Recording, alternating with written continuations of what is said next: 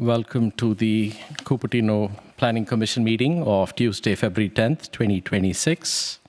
I hope you will join us for the Pledge of Allegiance.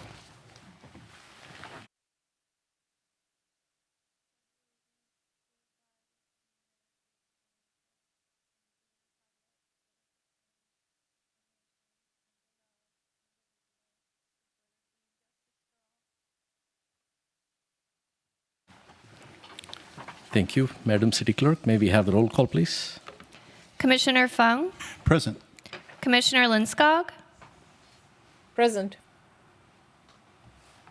Commissioner Linskog? Present.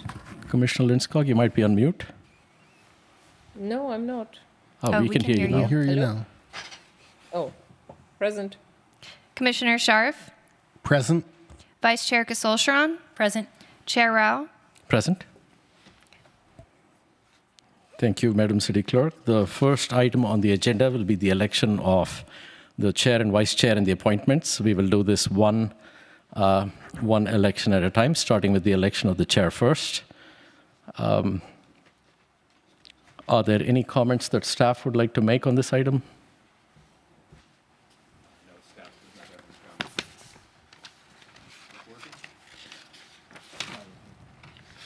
No? There. Okay. Yeah, No there are comments no from staff. comments. Okay, very good. Are there any clarifying questions from commissioners on this item? And we're specifically talking about the election of the chair. Okay, seeing none, I will open it up for public comments on item number 1. Public comments will be for all elections listed in the agenda item.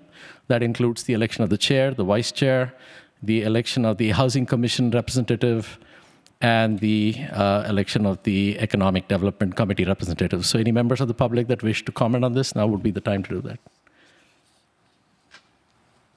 We have no speakers in person and no hands raised on Zoom, Chair. Thank you, Madam City Clerk. We have no public comments on item 1. I'm going to close the public comment on item 1, and I will open it up for the first item, which is the election of the chair for the Planning Commission for the upcoming year. And I will kick it off with a motion to elect Vice Chair Tracy Kasolshran to the chair of the Planning Commission. Do I have a second? I'll second that. Thank you, Madam City Clerk. We have a motion and a second. I'll open it up for public comment, for discussions, if commissioners would like to add anything. No discussions? Okay, seeing none, we will run a vote by voice, Madam City Clerk. Thank you. Commissioner Fung? Aye. Commissioner Linskog? Aye. Commissioner Sharf? Aye. Vice Chair Kasolshran? Aye. Chair Rao? Aye.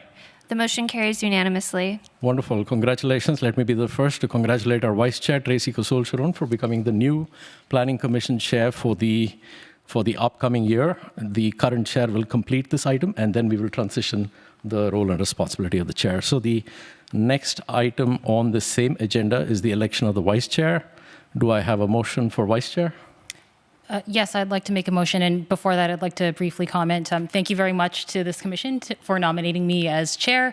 It is an honor to serve you in this capacity. And Chair Rao, or former Chair Rao, you've done a great service for our group in always trying to help find consensus and always making sure that everyone has had time to ask their questions. So I appreciate that, and I hope to continue that. So for Vice Chair, I would like to nominate Commissioner Sharf. I can second that. Any discussion? Commissioner Sharf, do you accept? Yes, I accept. Thank you. Okay, so do we have any discussion? Seeing no discussion, we will take a vote by voice, Madam City Clerk. Commissioner Fung? Aye. Commissioner Linskog? Aye. Commissioner Sharf? Aye. Vice Chair Kasolshran? Aye. Chair Rao? Aye. The motion carries unanimously. Thank you, Madam City Clerk. I want to congratulate our former chair and now vice chair and former commissioner, or I guess current commissioner and current vice chair, Shore, for once again taking a a role that you're all too familiar with. So thank you for that.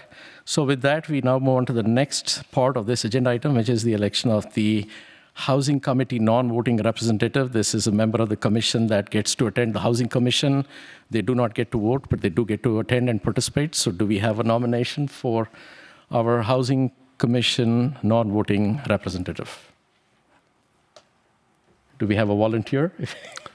I'd be happy to continue in that role if the other commissioners agree. Okay. I mean, anybody has a... Are we going to take a second on that, or is anyone else wanting to offer up? Or we? Okay, so then I will second Commissioner Scharf, or now Vice Chair Scharf, for continuing to do the honors of attending the Housing Commission. So we have a motion. We have a motion and a second. Do we have any discussion or a substitute?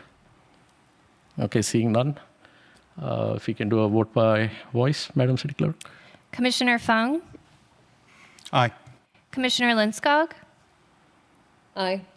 Commissioner Rao, Aye. Vice Chair Scharf, Aye. Chair Kasolshran. Aye. The motion carries unanimously. Wonderful. Thank you. Congratulations, Vice Chair Scharf, for electing to spend your evenings with the Housing Commission. I hope you enjoy their company as much as you enjoy ours. Yeah. Those are good meetings. They're very important, and I think they don't happen that often, so it's fine. I Wonderful. did miss one. I hope Wonderful. to not Thank miss you. any more. So the next item on this agenda is the election of the Economic Development Committee representative for the upcoming year. Seeing that the term for the previous one was barely one meeting, I believe. Was it one meeting? Yeah, I can briefly comment. So we've had 2 meetings so far, and I believe there's 3 remaining for the year. That said, I am happy to yield that position if anyone else here is interested. And to add to that, I believe the meeting is in the daytime hours, so it would be Yes. working hours for anybody that's working. Yes, usually around 2 o'clock. 2 o'clock in the afternoon, very good. Do we have, I'm willing to nominate that we continue our chair, Kasol Sharon, as a rep, given she's only attended one meeting so far, and it's been barely a Right, month I'll since the last second that. nomination. Okay. Do we have any discussion or substitutes? Okay. We look forward to hopefully seeing more meetings that Chair Kasol Sharon can attend. So we'll go to a vote by voice for the election of the EDC rep. Commissioner Fung, Aye. Commissioner Linskog, Aye. Commissioner Scharf. Aye. Oh, sorry, Vice Chair Scharf, Also aye. Still one vote. Commissioner Rao, Aye. Chair Kasolshran. Aye. The motion carries unanimously. Thank you, Madam City Clerk. So with that, we have completed the election of all 4 positions in Agenda Item 1. And I believe we have concluded Agenda Item 1. What we will now do is take a 5-minute break where the video team can hopefully turn off the feed. We will allow for a swap in position of the chair and vice chair and any sort of acclimatization for the new chair. And then we'll pick up Agenda Item 2 with the new chair. Thank you. If we may take a 5-minute break, please. Okay, thank you everyone for patiently waiting. We are ready to move on to agenda item number 2, which is approval of the December 9th, 2025 Planning Commission minutes. Do we have a motion to approve the minutes? So I'll make a motion to approve the minutes. And A second. Okay. City Clerk, we have a voice vote on this? Commissioner Fung, Aye. Commissioner Linskog, Aye. Commissioner Rao, Aye. Vice Chair Scharf, Aye. Chair Kasolshran. Aye. The motion carries unanimously. Moving on, do we have any postponements? No postponements. Then moving to oral communications. Do we have any oral communications? We have no speakers in person and no hands raised on Zoom, Chair. Okay, moving along. We will go to agenda item number 3, which is the 2026 Planning Commission meeting schedule. Do we have a staff report for this? There we go. Briefly, this is what we do annually then to set the calendar dates for the Planning Commission, which meets the 2nd and 4th Tuesdays. I think most of the focus is on where there could be some issues with holidays. I don't believe there are that many, perhaps Labor Day, but it's really just setting out the schedule for the year In recent years, the Planning Commission has paralleled the City Council and not met in August. And I think similarly, the second meetings in November and December had also been canceled for the holidays, but you're free to select whichever meeting dates you'd like. Oh, when is the Planning Commissioner Academy? March 11 through 13, so it's about a month off. Right, so March 10th might be an issue then. Because we might Yep. be traveling that day. Yep, that is a very good point, yes.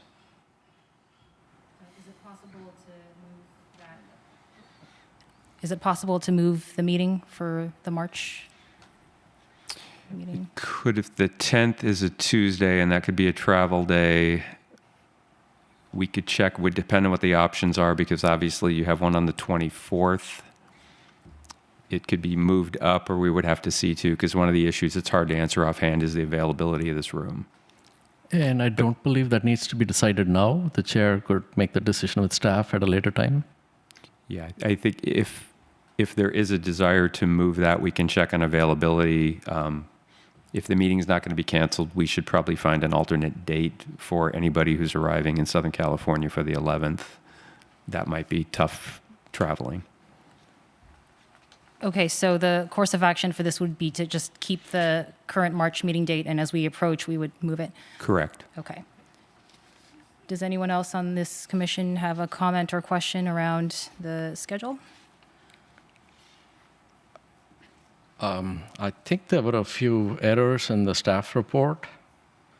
I don't know if staff have found those errors and would like to clarify, but I think you had the December 23rd called out, but I think the Tuesday is the 22nd. And you're saying the Christmas Eve is 2 days after 23rd, which wouldn't be correct. Okay.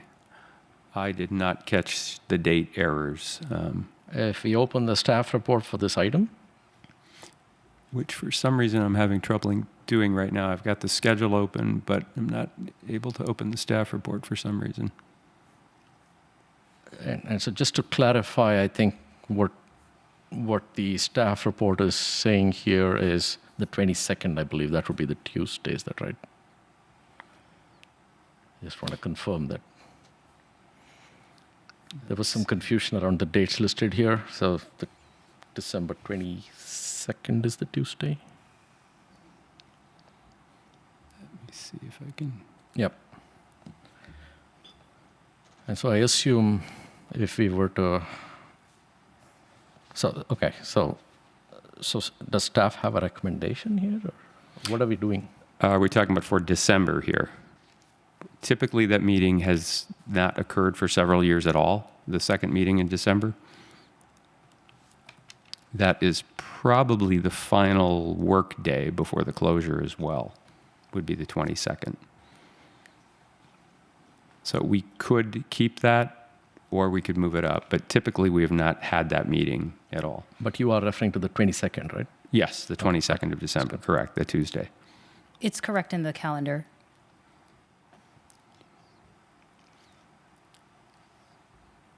Do we have any other clarifying questions?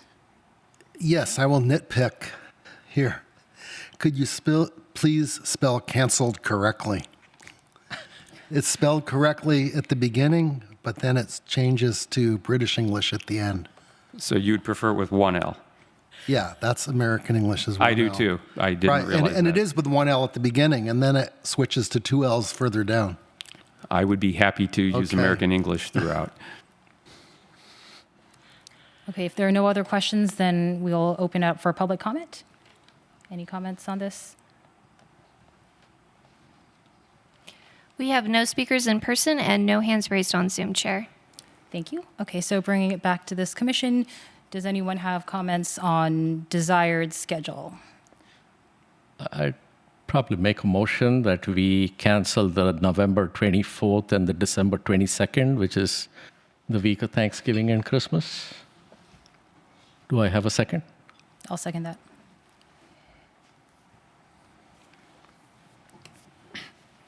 Before we proceed, Chair, just want to note that there's August meetings are proposed to be canceled as well to align the recess with the council. Is that part of your motion? No, my motion is to cancel the meeting the week of Thanksgiving and the week of Christmas. I don't believe, yeah, that's it. That's the motion and the second.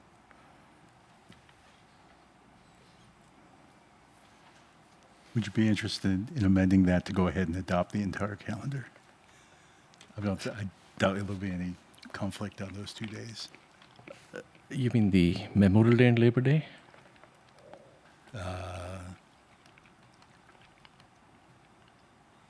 What was Yes, the proposed calendar that they had here. I mean, we can do it piecewise. Yeah, I was gonna leave it as it is because we haven't canceled in May and September previously. I don't believe we canceled May and September in the past. No. And, you know, the chair can always make the call as the date approaches, working with staff. So I guess we get enough cancellations that we'll give the prerogative to the chair as the meeting approaches. Well, this calendar doesn't say anything about cancellations in September. It's in August. Yeah. No, there is a September 8th, day after Labor Day. Are you on page 2 of the staff report? I am.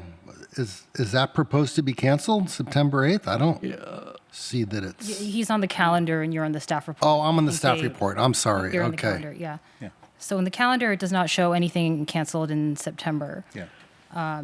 It does propose considering, or well, it notes that August is council recess and that we have historically canceled both of those meetings. I'm open to keeping them and we can just evaluate. If we don't have anything, we can cancel them right beforehand. That's fine with me. Yeah, so the motion on the floor is that we cancel the week of Thanksgiving and the week of Christmas. That's the only 2 cancellations as of now. The chair can always make other changes in future. Again, just to point out, since those are the summer recess, I mean, yeah, I keep pressing this button, and it's, is this working now? Yeah, just to point out, just for information for this commission that we've previously canceled that align with the council recess, because generally those are the summer months, and people want to make vacation plans, and so it's just something in order to plan your calendar. So. Yeah, I would just comment. I would comment in support of removing those, removing the August dates. Of course, we can change those. We could add one if there was some reason, and that we would keep the September 8th date, even though that is close to Labor Day. By virtue of the fact that we had not met in August. It looks like Commissioner Linscogg has her hand raised. Yeah, I just wanted to make a comment. I think to Attorney Wu's Is there a way point, to speak up? Are we able to hear? Maybe the video team can increase the volume in the room? If Can you we hear can me now? hear Commissioner Linscogg a little bit louder? Maybe a room? Can you hear me now? I can hear you. It's just faint. Oh, weird. It might be it might be an issue in the room. Yeah, I don't think it's on your end, Commissioner Linscogg. Can the video team increase the volume in the room? Or increase Commissioner Linscogg's volume? Hello, hello, hello, hello. I think that's better. It's better. Okay, good. So I guess my point was we have to be respectful of staff's need to be able to plan their schedule and to be able to have vacations with their children and their families. So I think, aligning with the council agenda, of taking a break in August would, give the staff a chance to, plan their vacation schedules for the year. And that seems appropriate for us to do. That sounds fair and reasonable. I'm open to reverting to the proposed plan of just canceling. Actually, so would this be a friendly amendment? So I'm not accepting that friendly amendment. I just want to clarify. So I think we've had 2 months of cancellations in December and Jan. And so I'd just like to try and let the chair decide as the meetings approach, because what happens is, based on my experience, we cancel far more than what the calendar suggests. So giving the chair and staff the prerogative to cancel as you approach is probably, and you might always reconvene again in June and make that decision. But that's just my my take as the proposer of the motion. Anyone is free to make a So- substitute motion. Yep, I'd like to make a substitute motion. Well, before, excuse me, I'm sorry, Commissioner Linskog. So, Commissioner Rao, you made a motion previously. I think it was seconded by Chair Kusosharan. And so, at this point, there is a motion and a second on the floor. Are you withdrawing your second? Oh, I was asking if the motioner would be willing to amend, and it sounds like they were not. So, does that answer your question? So then you're withdrawing your second. No, that's not what I heard. I'll second if I'll keep the my chair- second. Okay. Yeah. Then there's a motion and a second to cancel only the two meetings in December and November. And so unless we have a substitute motion, then Madam City Clerk could take a roll call vote. Can I make a substitute motion? Yeah, there was Yes. Commissioner Linskog was You can make a substitute motion. Okay, so I'd like to make a substitute motion that we follow the council agenda and we cancel the meetings in August and the last meeting in November and December. So we align with the council schedule. No, I will second that.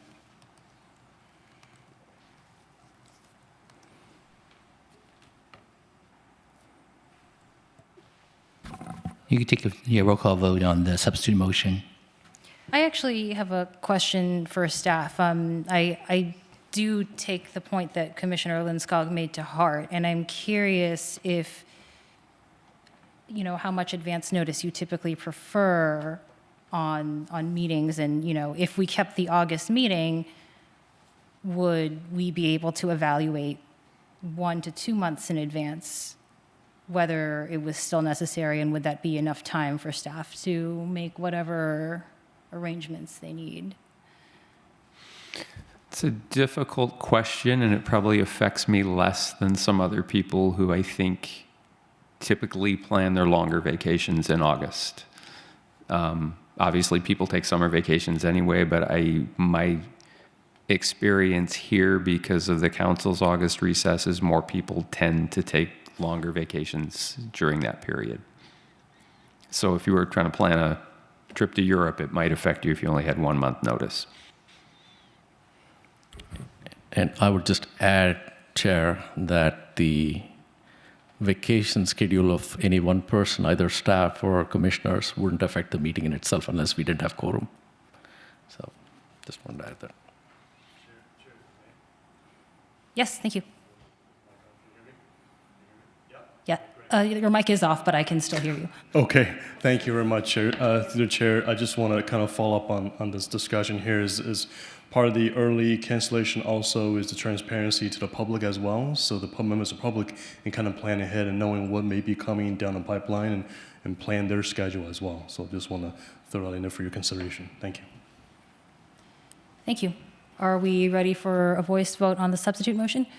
Any other comments? Can the city clerk clarify the substitute motion, please? The substitute motion is to follow the council agenda, to cancel the meetings in August, the last meeting in November and December.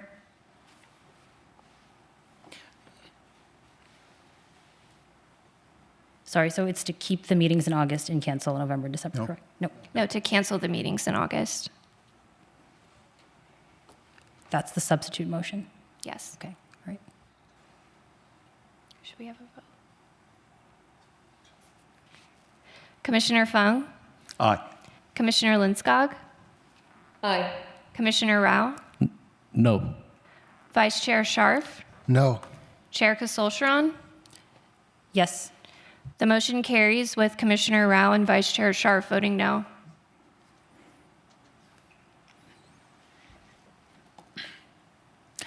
Okay, thank you very much. Then we will move on to agenda item 4, which is review of the proposed Mary Avenue public right-of-way vacation and determination of the location, purpose, and extent of property disposition for consistency with the general plan. Do we have a staff report? Yes, you do. Oh, Chair, before we have the staff report, I just want to point out to the public that the issue before this planning commission is extremely narrow. So what they're going to be evaluating is not the project. They're evaluating whether the vacation of the right-of-way on Mary Avenue is consistent and in conformance with the general plan. That's a very narrow and discrete issue, and that's what has been agendized for discussion here. So I respectfully request that, to the extent you make any public comments, it conforms to that. And to the extent that commissioners here are not responding to any questions you may have is because they understand that discussion about the project itself, about parking, about traffic, about any other issues other than general plan conformance is not appropriate for them. And so I just want to let the public know that. Okay, thank you. That sort of took a good part of my verbal report out of the way because given the nature of the project, there is no visual presentation for this tonight. I think, as Michael had just clarified, this is a fairly rare type of project where the focus is extremely narrow, although there had been a lot of wider interest in the project. So tonight, we really are looking at the consistency with the general plan in terms of vacating the right-of-way and disposing of that property. So I think the staff report laid out pretty clearly what the issues are. By far, the majority of the general plan issues are tied to the housing element because this is housing element site number 10. It's the only city-owned housing element property, and it was the only housing element property of the 58 that was focused 100% on low-income housing. The description in the supplemental table to the housing element laid out even described this project almost exactly in the form it is today, a 40-unit project that's all very low income and about 50% dealing with the special needs population. So the policies and strategies cited in the staff report come from the housing element. You also have land use elements supporting this, and that the land use designations were changed in 2024 when the housing element was adopted. So this now has a very high land use designation in the general plan.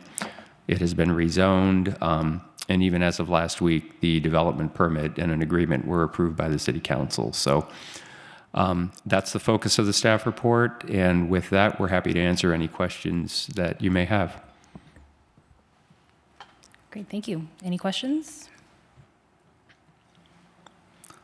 So the last time I remember that we vacated city land was for the Apple Park project when we gave up part of Prune Ridge Avenue. Have there been any other vacatings of public land since then? Just based on internal discussions, I believe that's it. I haven't researched it, but I believe that was the last one was tied to the Apple project. Okay, thank you. Any other questions? I do have some questions. Can the city attorney please help us clarify what is the commission looking for when it comes to the action 1 versus action 2? There are two different resolutions. One talks about the vacation, the other talks about the disposition. Can you help us understand what sort of rules of the game are we looking at for one versus the other, and what would be the difference?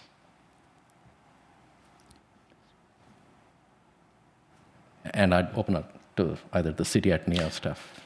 Okay, so yeah, the question then is really that the way this is framed is there's two recommended actions, the first being the vacation and the next being the disposition. Well, they're really related. I mean, the first is that you would be vacating the city's interest in the right-of-way. That parcel was created almost 3 years ago. And once that would be done, you would then be able to dispose of or transfer an interest in the property to another party. As I said last week at City Council, Council took two actions. They approved the development permits for this and entered into a disposition and development agreement, which is really related to that second piece, the second resolution. And if I read the latter part of the staff report, it says the commission shall make a determination regarding the location, purpose, and extent of the disposition of the property. Is that sort of what we are supposed to be looking at? I believe that is taken right from state law, the section 65402 that's mentioned in the staff report. That language is found in that portion of the government code. And when it talks about purpose, does that assume the purpose is being decided ahead of this hearing to look at conformance to the general plan? Well, I think in this case, the purpose has been pretty clearly laid out, that it would be a housing development, and that housing development now has an approved permit on it for 40 units. Let me rephrase my question. Maybe it's for the city attorney, since this talks about section 65402C. 65402C talks about the commission shall make a determination regarding location, purpose, and extent. What is the meaning of purpose here? So the way I would look at it, Commissioner Rao, is that one is vacating the right of way, and two is why are we vacating the right of way? So here is vacating the right of way in order for this priority housing site that's in our housing element. And so the question, so those are sort of two sister, related actions. One is, what are you doing? You're vacating right away, and why are you doing was for this particular development in the housing element. And so the follow-up question then is are those two things in conformance with the general plan? And that isn't set forth in the report. Thank you, City Attorney. I will yield my time if there's other questions. Does Commissioner Linskog or Commissioner Fung have any questions? Nope. I do have some questions. We have received a lot of letters about this. One of them was asking about whether we can lawfully make post hoc consistency determinations after City Council approval. I was curious whether there was any issue with the fact that we are, ruling on vacation or consistency with general plan after this has been approved by council. No issues whatsoever.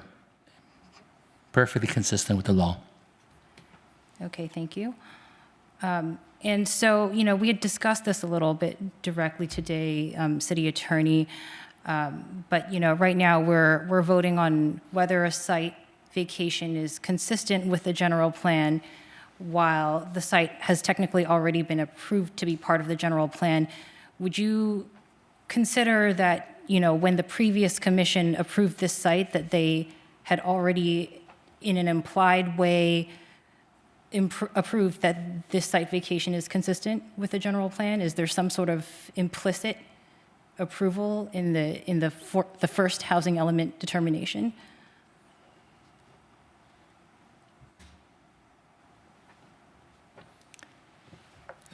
When the city, through its planning commission and the council, met numerous times over a couple of years in deciding or determining which sites should be priority housing sites for our housing element, that was first step number one, is to identify an available site.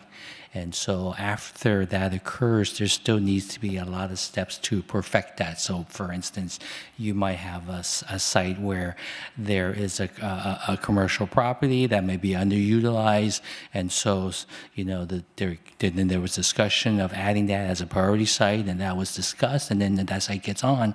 At that point, there's an expectation and assumption that appropriate development would occur. So likewise here, there was discussions in, I think, as early as 2019, 2020 about this particular site being potential development, and then those discussions ended up in this particular site being a priority housing site.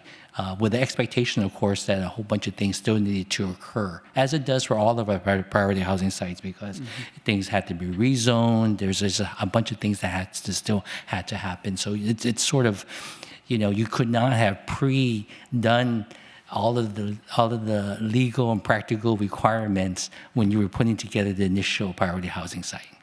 Yeah, if I could add, I think that's just the best way to look at it is designating this and putting in the housing element and amending the general plan is really your initial step. You're making a statement that the commissions and the council have identified this site for housing at a certain density. I think the difference in the housing element with this site is it's described in even more accurate detail. I think because the city knew what it wanted on the site and did an RFP and went out and essentially got what it wanted. But really amending the general plan and your housing element, that's always the first step. Then you have a range of things, your permits, possibly subdivision, could be environmental issues related to a site that involve cleanup. So there are multiple steps, and there will even be future steps on this project as well. Okay, thank you. That's really helpful. So it is sort of like a pre-approval, but with the understanding that there could be other things discovered along the process that might, get in the way of the actual construction. That's helpful. And my final question before I open it up for public comments, or if anyone else has questions, but my final question for now is really around, how we think about consistency with the general plan. So on the first page of the general plan, it does state pretty clearly that no element of the general plan will have precedence over another. They are all equal weight. And so, with this staff report and staff recommendation tonight, it does, take certain elements of the general plan, but would you say that there is some degree of discretion in terms of which elements of the general plan are taken for consideration and how they are, considered against one another? I mean, the general plan is really a unified document, and I think historically the land use element was always had primacy over the others.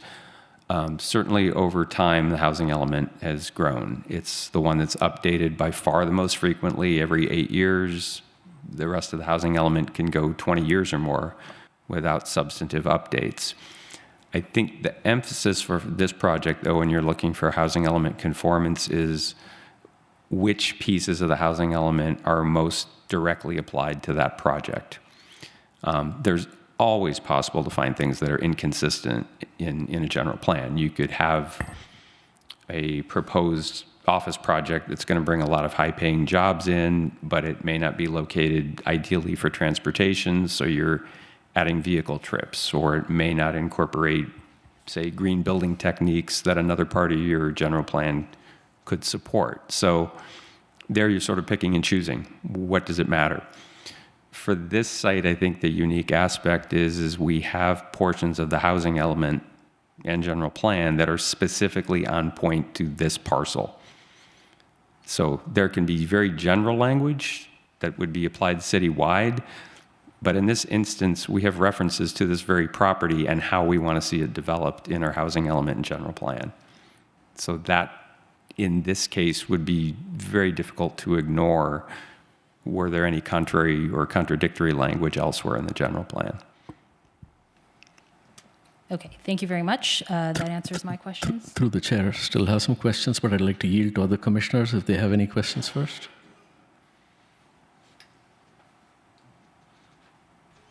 Okay, seeing no other questions, I do have a few other questions. Just backing up, I see the staff report was authored by Public Works, but they're not here. Will they be joining us?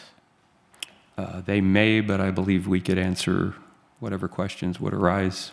Okay, so I'm looking at the first resolution, which is the resolution to vacate. And section 2 talks about, section 2, specifically section 2B, I believe. Just looking at this, yes, talks about the, section 2D talks about this project. Approval of the project would not result in any significant effects related to traffic, noise, air quality, or water quality. I did not see any attachments from staff that would allow commissioners to make that determination. On what basis would the planning commissioners make the determination in the absence of any evidence? That language comes straight out of Section 15332 of CEQA guidelines. It's a Class 32 exemption language. The City Council last week already found the project exempt under those terms, and that exemption's already been filed with the county and the state. So that's where that language comes from. It's one of the elements of that exemption. Your projects need to be consistent with the general plan, need to be consistent with zoning, need to be 5 acres or less in area, need to have all utilities available to the site, and also you have the language about rare, threatened, and endangered species, that this is not a habitat for them. And as you had just mentioned, that you would not have impacts to traffic, noise, air quality, or water quality. This project very clearly met all of those standards, and the exemption was prepared really for the whole of the action that covered the permit, the disposition development agreement. So all of this is cited here. I can say this action alone tonight, just finding conformance, could not possibly result in a physical impact to the environment, even though it's a discretionary act. And for CEQA, what CEQA's intent is all discretionary projects are subject to it, but the project would have to be able to result in a potentially significant impact to the environment. Finding consistency with the general plan is not something that could do that. Okay, I'm trying to understand staff's response. I think the gist of it was that the City Council heard the item last week and did see the evidence for item 2D in the resolution. Is that the gist of it? Yes, this is actually the CEQA finding that has already been made for the project. Okay, and so is the Planning Commission advisory to the council, and therefore the relevance of this hearing, given that the council has already heard the aspect that you just described, what is the role of the Planning Commission at this stage, given that hearing has already occurred? That hearing was not about the conformance of the right-of-way vacation or the disposition. So this is a different, much more narrow subject matter that is a part of the project, but is not the same issue that the City Council considered last week. Likewise tonight, the actual vacation is not before the Planning Commission, just its consistency. So the City Council will need to make that determination in the future in order to actually vacate the right-of-way. Yeah, I think that is understood, that we are not considering the vacation itself. I'm just trying to understand, this is a resolution in front of commissioners, and Section 1 states that we find the above or the below to be true. Would staff be willing to strike Section 2 out of this resolution, since we are not looking at evidence for 2D? I'm not sure why you would strike it out from the resolution.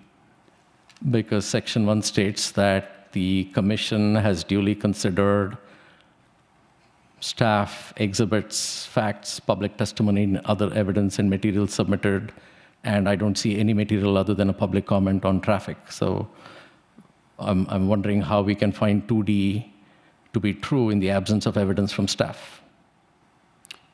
Well, I think the evidence would be that this project clearly qualifies for that categorical exemption.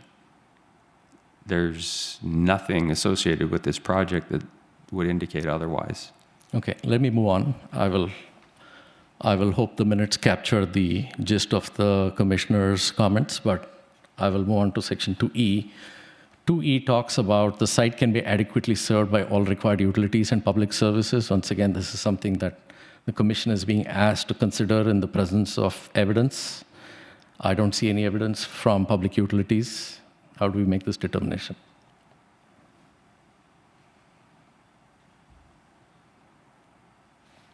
Is that a question to staff or CAO? I was just trying to find the exact language in the resolution. I'm on 2E in the resolution to vacate. And I'd be happy to yield to other commissioners if they have questions at this time. So you're referring to the site can be adequately served by all required utilities and public services? Mm-hmm. So you don't think it can be? I'm asking if we have evidence that commissioners can consider in the form of any material submitted by the utilities if that outreach has occurred and they have responded. We don't have that before us tonight. I mean, again, I think the issue is the vacation of this site and its disposition consistent with the general plan? That's the sole issue. Understood. I think the resolution, I'm just going through the resolution you're asking us to vote on and to approve. And how do we make a determination on 2E? I think we talked about 2D. How do we make a determination on 2E?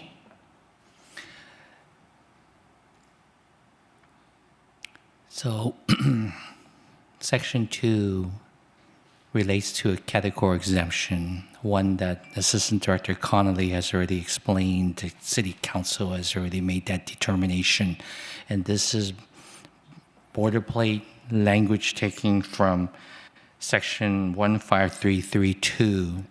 So, Commissioner Rao, so this is the language that was placed into this resolution.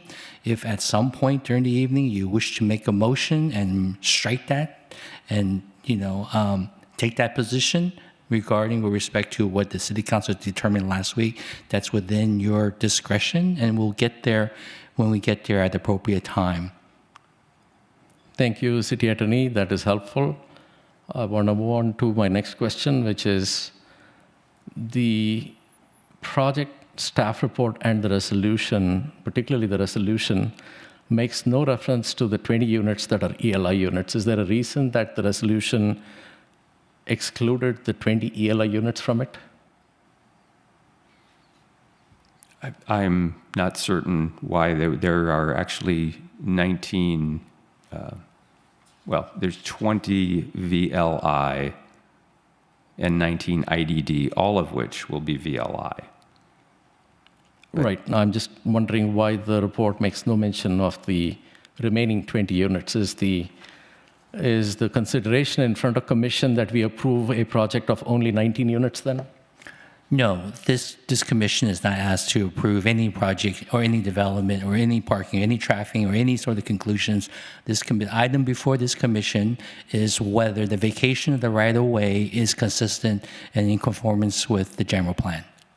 Let me rephrase. Is the consideration to be made that the vacation be sufficient to accommodate 19 units because the other 20 units are not referenced? The sole issue before this commission is whether the vacation of the right-of-way for this particular project that's identified as a priority housing site and the housing element is consistent with the general plan that's described in the staff report. Okay. I will yield my time. If there are other questions, happy to come back later. I do have more questions. I think this might be a good point to open it up for public comments. We have 5 speakers in person and no hands raised on Zoom. Our first speaker is Janet Van Zoren, followed by Connie Cunningham, followed by Paul Krupka. Welcome, Janet.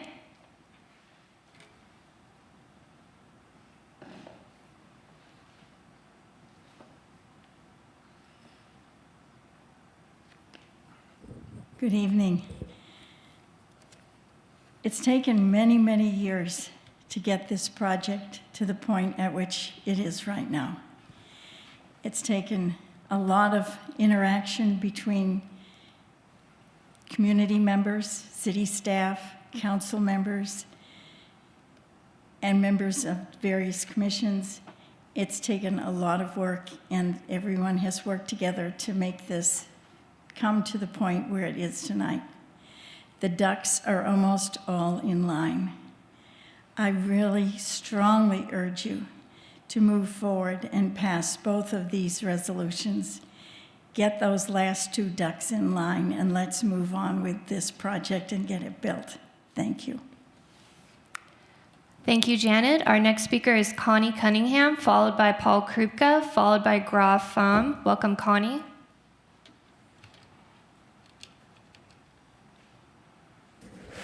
Good evening, Chair, Commissioners, City Attorney. My name is Connie Cunningham. I'm a 38-year resident, and I'm currently Chair of the Housing Commission. Speaking for myself only, May I say congratulations to the chair for her appointment this evening, election this evening, and to vice chair as well. I support the Mary Avenue Villas project. I have spoken many times about this project at City Council. This project has been on City Council priority list for many years. When I was first appointed to the Housing Commission, then Mayor Scharf put ELI housing for IDD on the priority list. Thank you to Mr. Scharf and to other city councils who have moved this project forward in the intervening years. I am impressed with how the applicant has designed a project that balances the needs of the city of Cupertino. You want me to go to the part? Okay, moving along. I support the project. I urge you this evening to approve the recommended actions for finding the project to be consistent with the general plan. Adopt a resolution finding that the Mary Avenue public right-of-way vacation is consistent with the general plan. Adopt a resolution finding that the location, purpose, and extent of the disposition of the Mary Avenue project site is consistent with the general plan. Thank you so much for your work for the city. Thank you, Connie. Our next speaker is Paul Krupka, followed by Graf Pham, followed by Jennifer Griffin. Welcome, Paul. Good evening, Planning Commissioners. Based on the clear advice from the attorney and Mr. Connolly, I withdraw my request to speak. Thanks. Take care. Our next speaker is Graf Pham, followed by Jennifer Griffin, followed by Oren Mahoney. Welcome, Graf. It's Gia Pham. Good evening, Commissioners. My name is Gia Pham, and I am the Communications Coordinator at Housing Choices, who will be the on-site service provider for those with intellectual and developmental disabilities residing in the 19 set-aside units out of the 40 total units of the project. Sorry, I apologize. I don't want to interrupt, but again, just a reminder that this item is the vacation of the right-of-way in conformance to the general plan, not about the project itself. Thank you. Earlier today, I spoke with a parent leader with Parents Helping Parents who wished she could be here tonight. She told me, let's be real, this would be wonderful for my son to live in independently. Right now, Pardon me, I'm sorry to interrupt because I appreciate what you have to say, but do you happen to have any comments related to the conformity of this project with the general plan and vacation of right-of-way? Yeah, I believe that it's consistent with the housing element and the general plan because of the end result of getting deeply affordable housing that's needed for the community. Thank you. Thank you. Our next speaker is Jennifer Griffin, followed by Oren Mahoney. Welcome, Jennifer.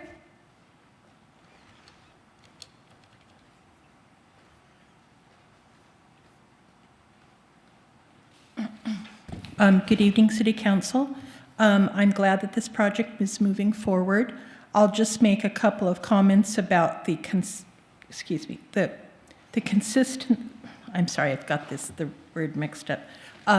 In terms of the vacation's consistency with the general plan, I will state, as you all stated before, the previous vacations in the city was the street involved with the Apple property and a potential in the past of the vacation of Seish next to Target.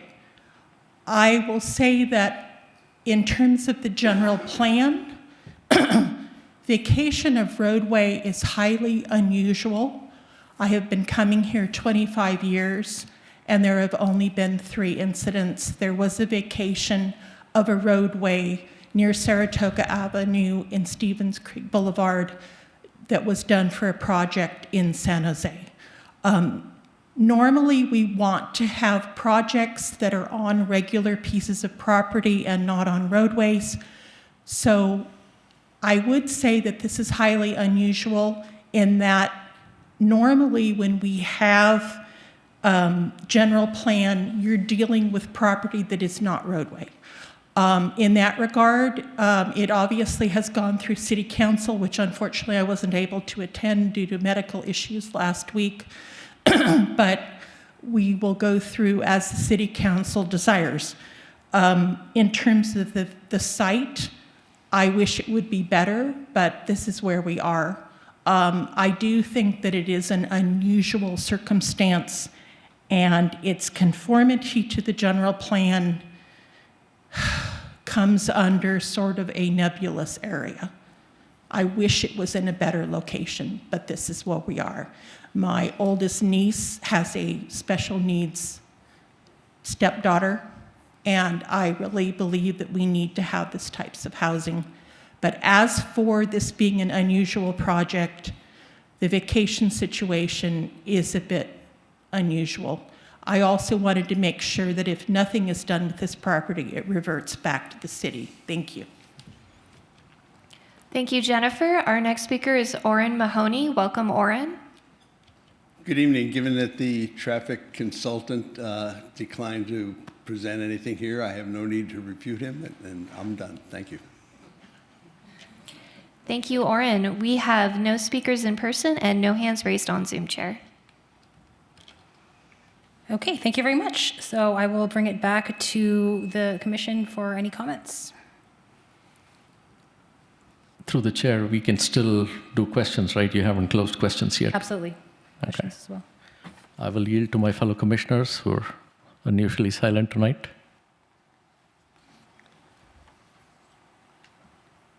Although I suppose I should close the public hearing component of this and bring it back. I believe the public hearing closes after questions, and we are not yet. Okay. We're not yet done with questions. Just a small correction. It's not a public hearing, so Okay. It's really just sort of action calendar. Okay. Thank you. Nobody else has questions? We have had only 3 vacations of roadway in the history of someone that has attended 25 years, and we have 0 questions. That's interesting. If there are no other questions, I'd like to go back to my questions. I'm still trying to understand, are we here to review findings in the resolutions so we may approve the staff resolutions in front of us? Because I hear the city attorney saying we're here to find conformance with general plan, which is fine. I believe the resolutions would be the basis of doing that. And in looking at the resolutions, my questions are focused on the findings from staff in the resolutions. So is it fair to ask questions on the resolution? I think some of the language in the resolution is just statements of what has occurred, like you often have in staff reports. The section 2 that you had referred to, it's saying the city has performed an environmental assessment. I think it's just documenting what has occurred.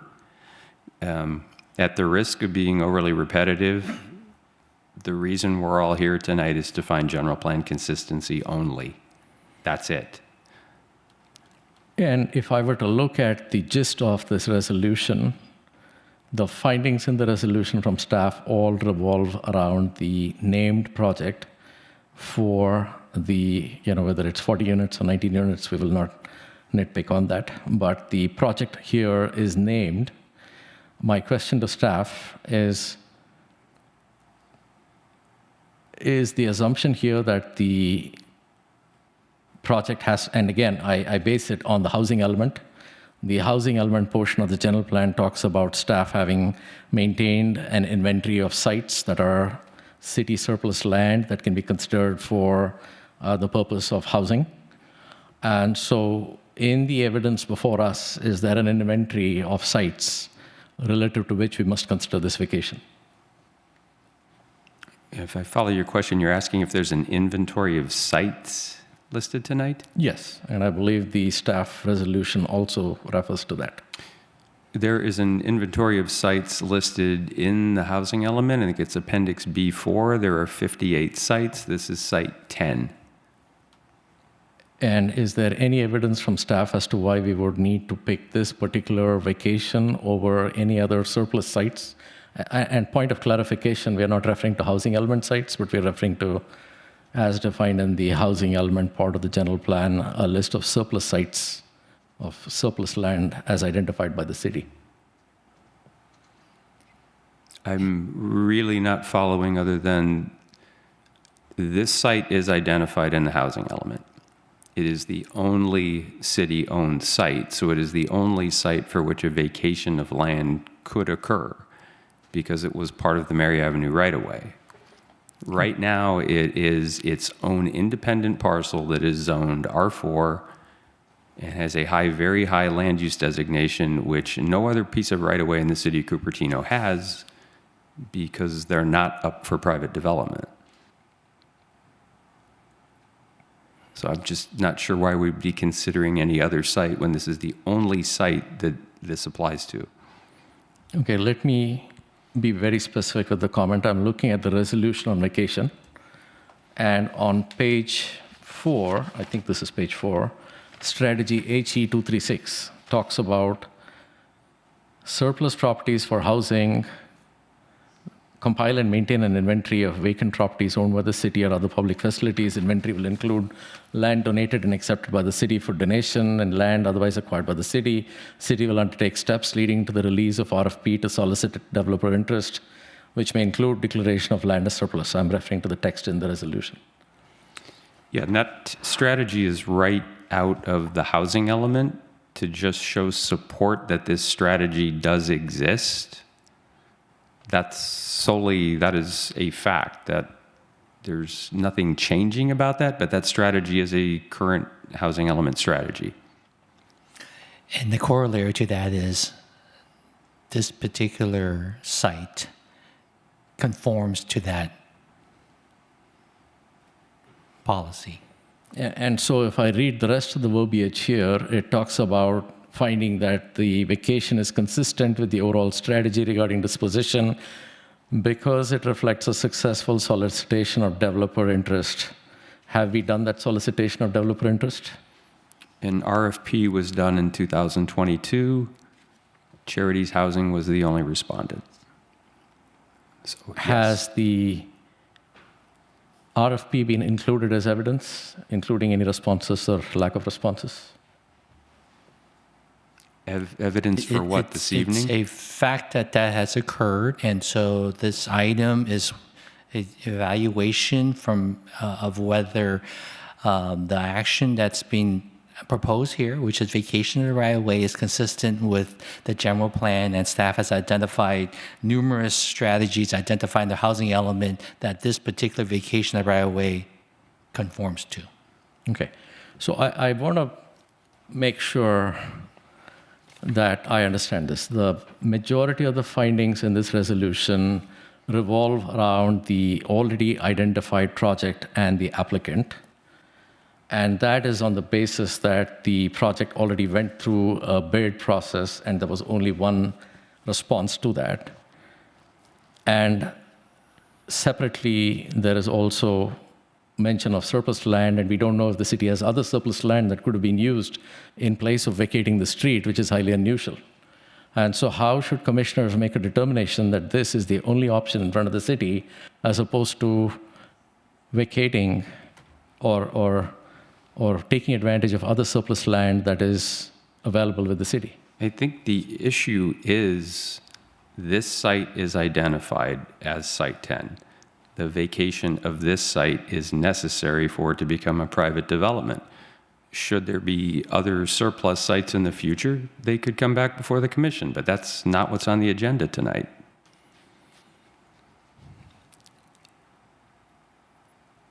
On the agenda tonight is conformance to the general plan, and staff have a finding in here, specifically this is finding B2, that says that the resolution would confirm with this finding B2, and I'm trying to ascertain if finding B2 can in fact be confirmed by the commission in the absence of that surplus land list. Do we have surplus land, or is there no other surplus land the city has? So whether there is or is not surplus properties anywhere else in the city is not before this planning commission. What's before you today is whether the surplus property on Mary Avenue, for which we are seeking a vacation right of way, conforms to the general plan. And upon evaluation of the general plan, it was identified that that vacation of the right of way conforms to policy HE 2.3.6 relating to surplus property. So that's a determination. Might there be other surplus properties? I don't know, but that's not before us today. Understood. And again, I focus only on the language in the resolution which is before us because we are being asked to approve this resolution. And I'm just completely focused on the language that we are being asked to approve. Further down in this paragraph, it talks about the opportunity to build a 100% affordable project on the surplus land. Is this vacation supposed to precede that surplus land, or does this assume the land is already surplus? Well, that's not the issue tonight. This is what I think classified as surplus right-of-way. Physical characteristics of the site were diagonal parking and undeveloped portions going towards a sound wall. So it was surplus within a right-of-way. This language, again, in the strategy, this is just cited as a supporting strategy within the housing element. That's all. I mean, that language is taken verbatim from the housing element as a strategy that indicates that the city has policies and strategies to develop affordable housing. In this case, it's 100% affordable. There are other policies identifying special needs populations. This project includes both. But the project Understood. If I were to up-level my comment, much of the findings in this resolution revolve around the named project. And the named project is assumed to have been assigned on the basis of properties that the city may identify as available for housing and faith-based housing. And so my question centers around how should commissioners make the finding that this was the only surplus property the city had available and the only option was to vacate this land as opposed to other options the city may have had? This commission is not asked to make that finding. You're not asked to make any finding that this is the only surplus property. You're simply asked whether this particular property on Mary Avenue, the vacation right of way, whether that is consistent with the general plan. Okay, so to restate differently, then one could make the finding that in the absence of evidence that this vacation was truly necessary by the city, one may actually find that the vacation is not seen as being necessary. Whether it was necessary or not, whether it's this particular site or not, is not before this commission. What's before this commission is whether the vacation of the right-of-way on Mary Avenue is consistent with the general plan. And as explained in the staff report, there are a number of strategies that demonstrates that this particular vacation on Mary Avenue is indeed in conformance with the general plan. So I will recognize that I have taken an undue amount of time on questions. I will quickly recap my concern here, and there's still a question. Section 1 of this resolution states that the commission has duly considered facts, exhibits, testimony, evidence, and materials provided to the commission and is voting to ascertain that the recitals set forth are found to be true and correct. All the recitals that follow that we have discussed, we talked about Section 2, and I questioned whether commissioners had the evidence to ascertain that the recital in Section 2 could be found to be true. The Section 3 that we just talked through makes the basis on the presence of this project, and that further makes the presence that the city has to support housing on surplus properties. And I'm questioning if commissioners can make that assertion in the absence of evidence whether this was the only option available. And therefore, I will stop at this point. Sorry, we have a question from Commissioner Linskog, who's been patiently waiting. Hi, no, I don't have a question. I was hoping to make a motion so we can move this along. Through the chair, we are not done with questions yet. Okay, why don't we, I understand there's some appetite for motions. Do you have a few more, maybe limit to a few questions? Through the chair, there have been only 3 vacations of public roadway in 25 years of recollection of a citizen that has attended these meetings.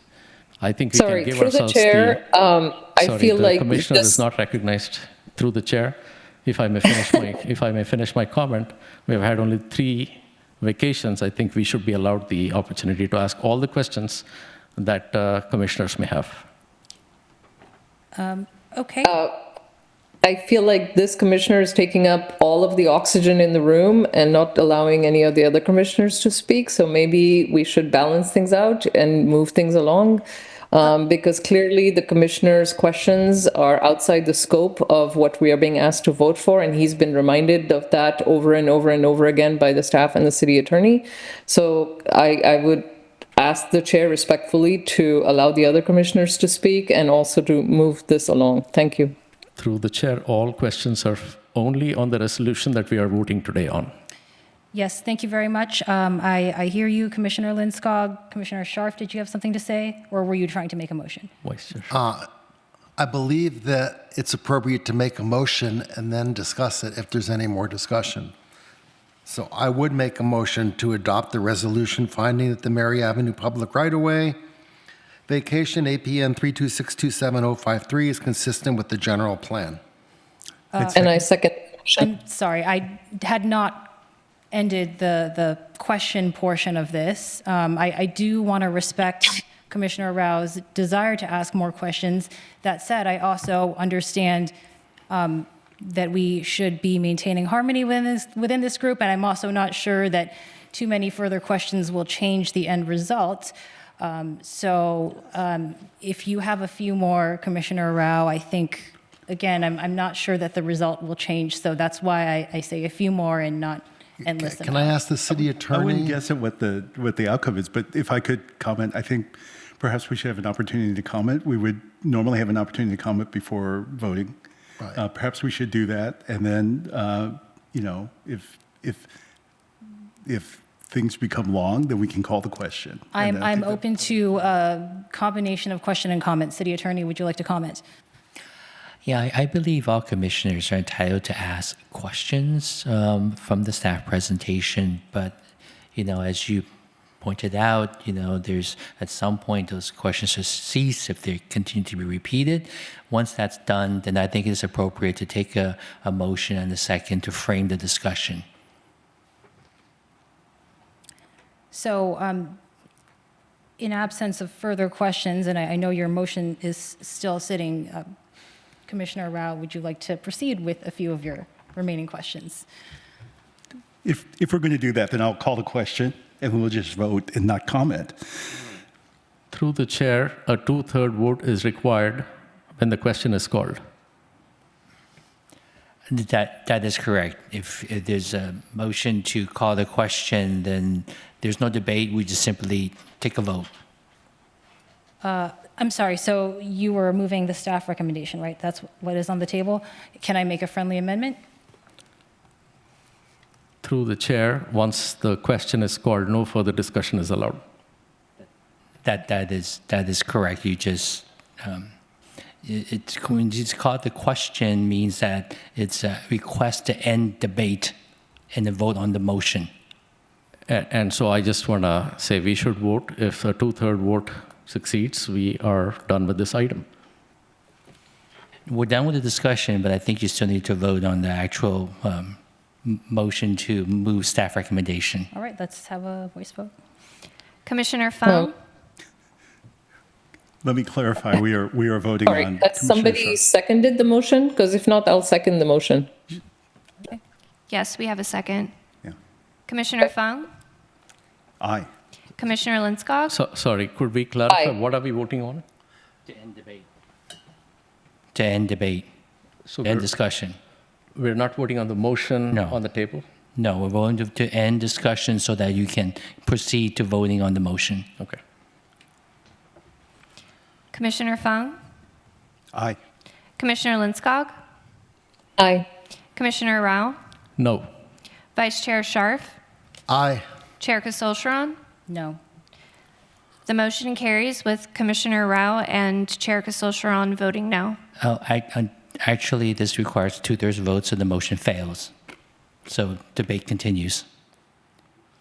Thank you, City Attorney. A 2/3 vote requires 4 members of the commission to vote in favor of calling the vote. Just want to clarify the Robert's Rules of Order here. Commissioner Linskog, you had a question? Your hand is no longer raised? It is raised? Sorry, I'm just wondering who's running this meeting because it seems like Commissioner Rao is taking up an inordinate amount of comments and directing how the meeting should be run.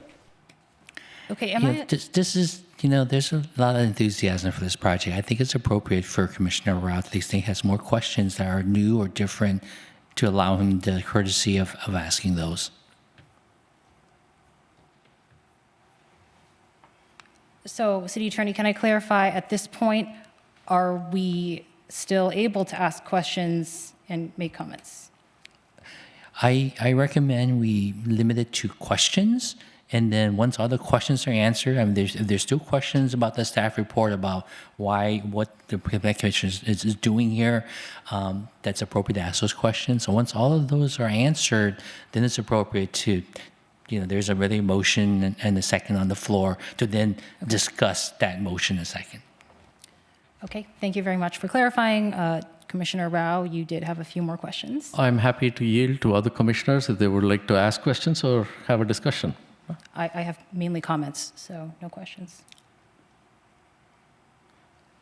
Through the chair, can we intersperse questions and discussions so that other commissioners may say their piece? Okay, Commissioner Fung, I think you said you had a comment. Sure. So this is an interesting issue before us. As has been spoken, it's a narrow one. I think that if you were to ask in general, to me, if you were to ask, is it within the scope of the Planning Commission to find that a vacation, not even this specific one, is something that should be considered and is consistent in furthering the ability to execute the housing element, then I think that is within the right of the City Council to consider, and that we should approve that, and that this City Council should then make a decision about what to do. And that is, maybe a vacation of land. It could be, if there is an objective to create a certain number of houses, and to do that required allowing greater height of a construction than had been called out in the housing element, that's within the City Council's right to do that. So in the broad sense, I think that there is justification to approve this vacation, and of course, in consistency with this specific item, we are talking about this particular location because it was discussed in conjunction with this particular site. The objectives in the housing element were very clear about what the city was trying to accomplish. Or of course, they can change their mind as well.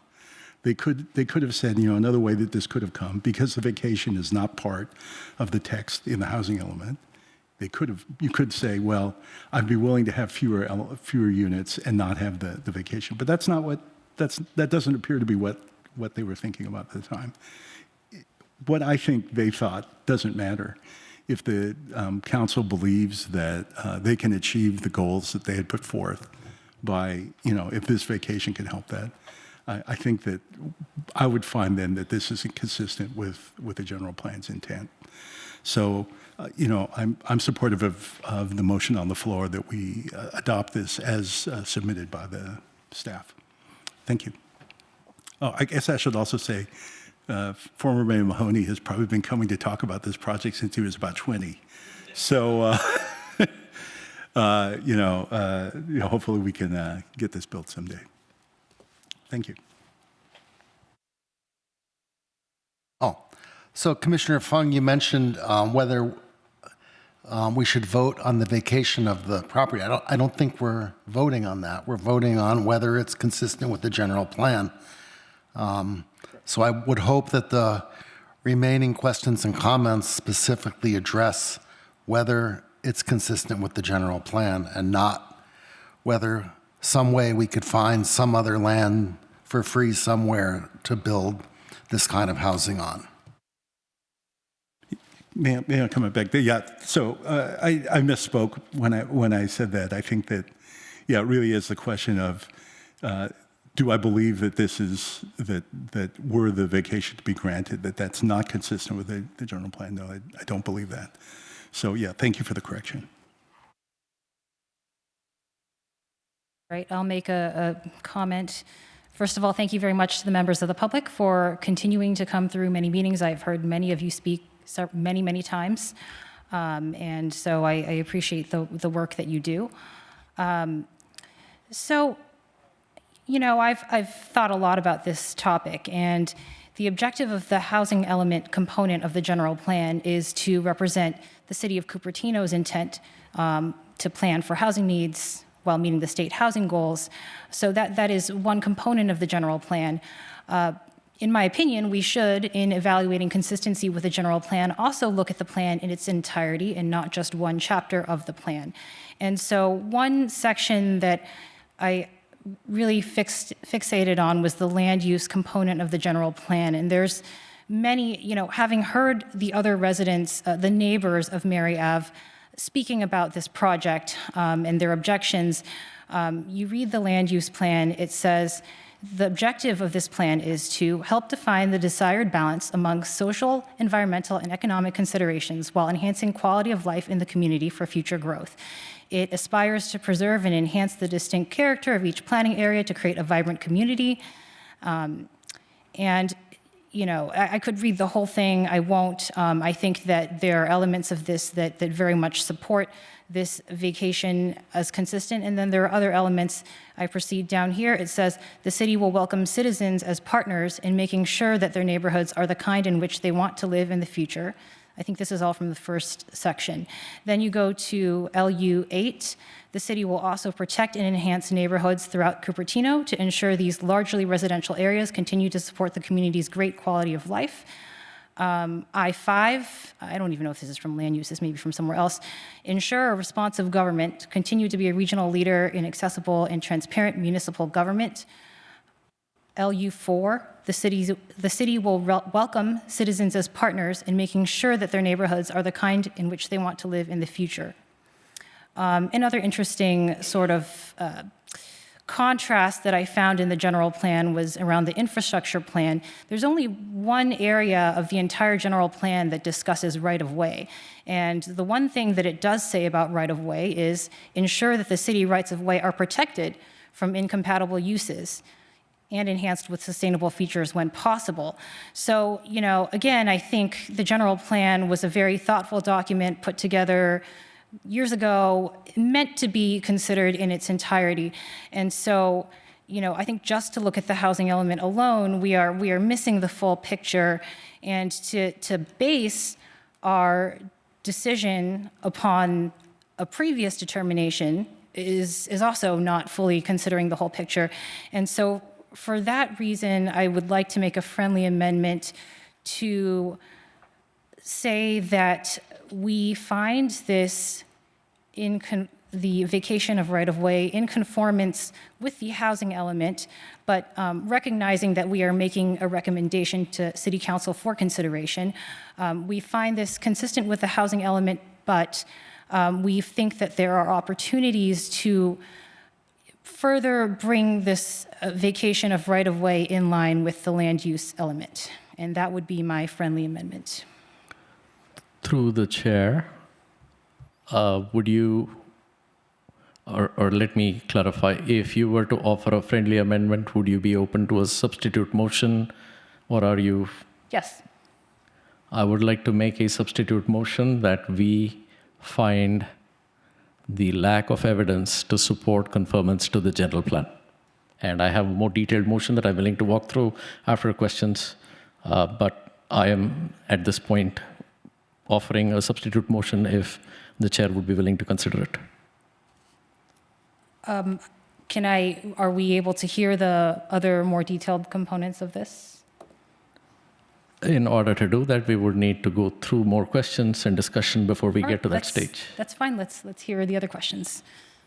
I just wanted to confirm that your offering a friendly amendment would not bind you to a vote on the motion on the table. Thank you.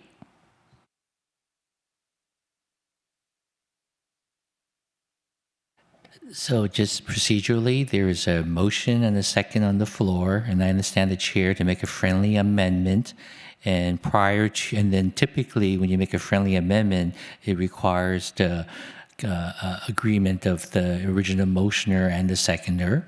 And so we have not done that yet. And in the interim, I'm hearing Commissioner Rao here present a substitute motion, right? So normally a substitute motion requires a second before we proceed. So I just want directly to be clear what we're doing here.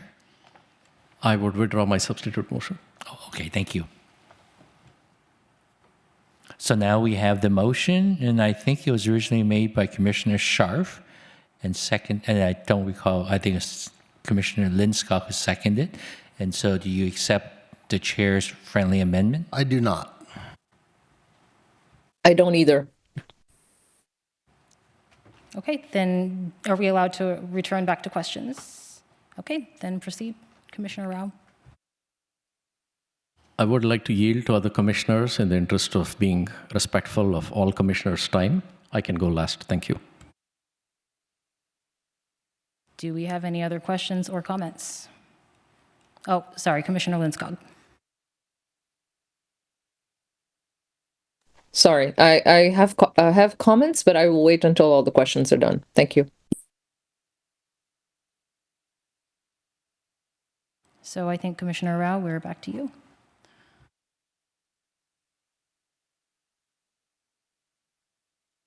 There's no other comments from other commissioners? Because I heard that I was taking up undue amount of time. I'm willing to yield to other commissioners if you have comments. I think there are comments, but not additional questions.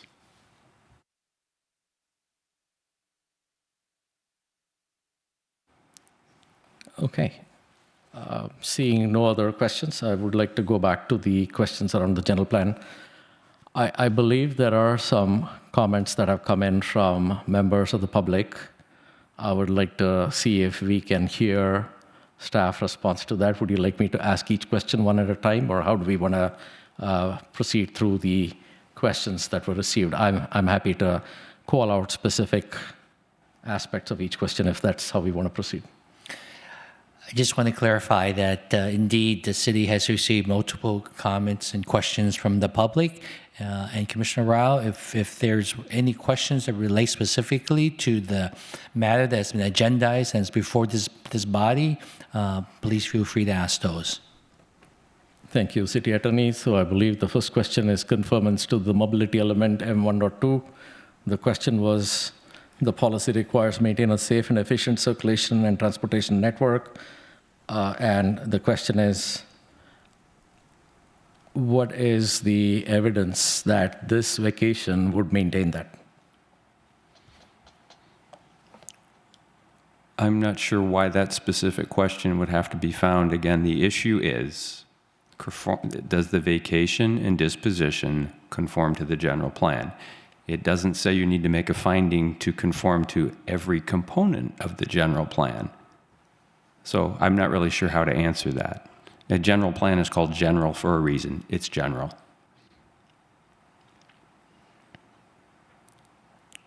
So in staff's judgment,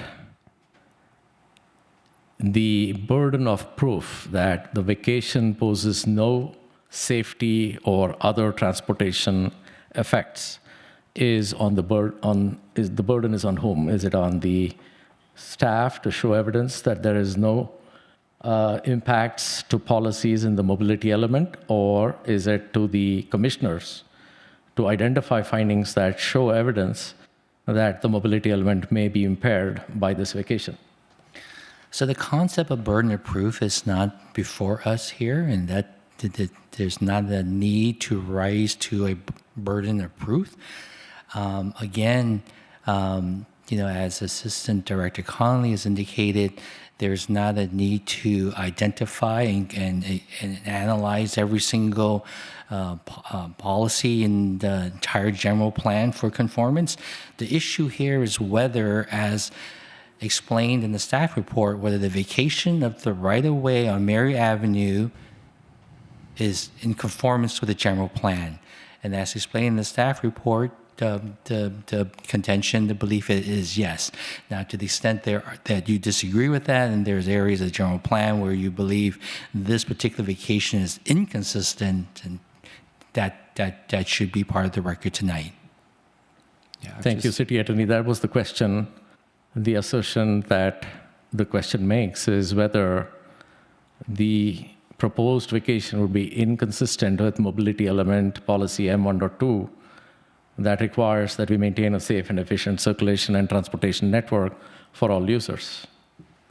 It's a question to staff. Well, actually, it sounds like that would be a substitute motion you would make, that you move that the vacation of the right-of-way in this particular instance is not in conformance with the general plan for the following reasons, and then you can have a motion, you can have debate, and have vote and see whether that carries the day. Thank you, City Attorney. I think that answers my question. My next question is the infrastructure element policy, INF2, talks about ensuring that the community needs are anticipated in Vision 2040. Does the vacation anticipate the parking and transportation impact due to the Westport project that brings in, I believe, 136 senior assisted living and 36 memory care units, for which we recently approved the waiver on underground parking? Does the parking assumptions made by staff assume that presence of that project? So again, Commissioner Rao, parking, traffic, impacts, density, that is not agendized, that's not before this body. Conformance to the general plan is, and the infrastructure element is a part of the general plan, is it not? Yes, conformance to the general plan is, and staff has laid out for this body, in their opinion, the various policies for which this vacation would conform. If I can add, the strategies and policies cited in the staff report and resolution are the most on point relative to this site. These are policies that specifically bear on this site. And there's nothing in Government Code Section 65402 that says you need to find every component of the general plan consistent with the action. And if I may comment on that, I think the entire basis of staff's findings is the identified project and the assertion that an RFP was previously performed. And in the assessment of conformance to the general plan, it would seem to me that as it stands right now, this is public property, and an RFP could not have been issued for public property. The vacation needs to precede any recognition of this as surplus land on which an RFP could be issued. On what basis would an RFP have identified a sole project respondent when this is public land? Yeah, questions regarding the RFP is not agendized for discussion today. And so the comment here being that the staff findings cannot be ascertained by the planning commissioners because the entire findings are on the basis of the identified project, and the project is proposed on land that is currently held in trust by the city on behalf of the public. If there are no other questions, I can continue on. I'm happy to yield if there are questions or discussions. Commissioner Linskog? Yeah, I was just wondering, can we set a time limit on this so that we have an end anticipation? Otherwise, I can see this going on for, hours, and that's not really respectful of staff or commissioner or the public's time. I'm not sure. Commissioner Rao, how many more questions do you think you have? Through the chair, you have the discretion, I believe, to end discussion when you would choose to. I would remind us that this is only the third time we have ever vacated a roadway We have had a tremendous amount of public input on this. This is the first and the last time this comes to Planning Commission, and I think we owe it to residents to be able to do full justice to this. And if commissioners have other pressing interests, they may choose to not participate further and exit the meeting. If I could just make one comment. I don't want to contradict, but we have not had a tremendous amount of public input on the item before the commission tonight, which is general plan consistency.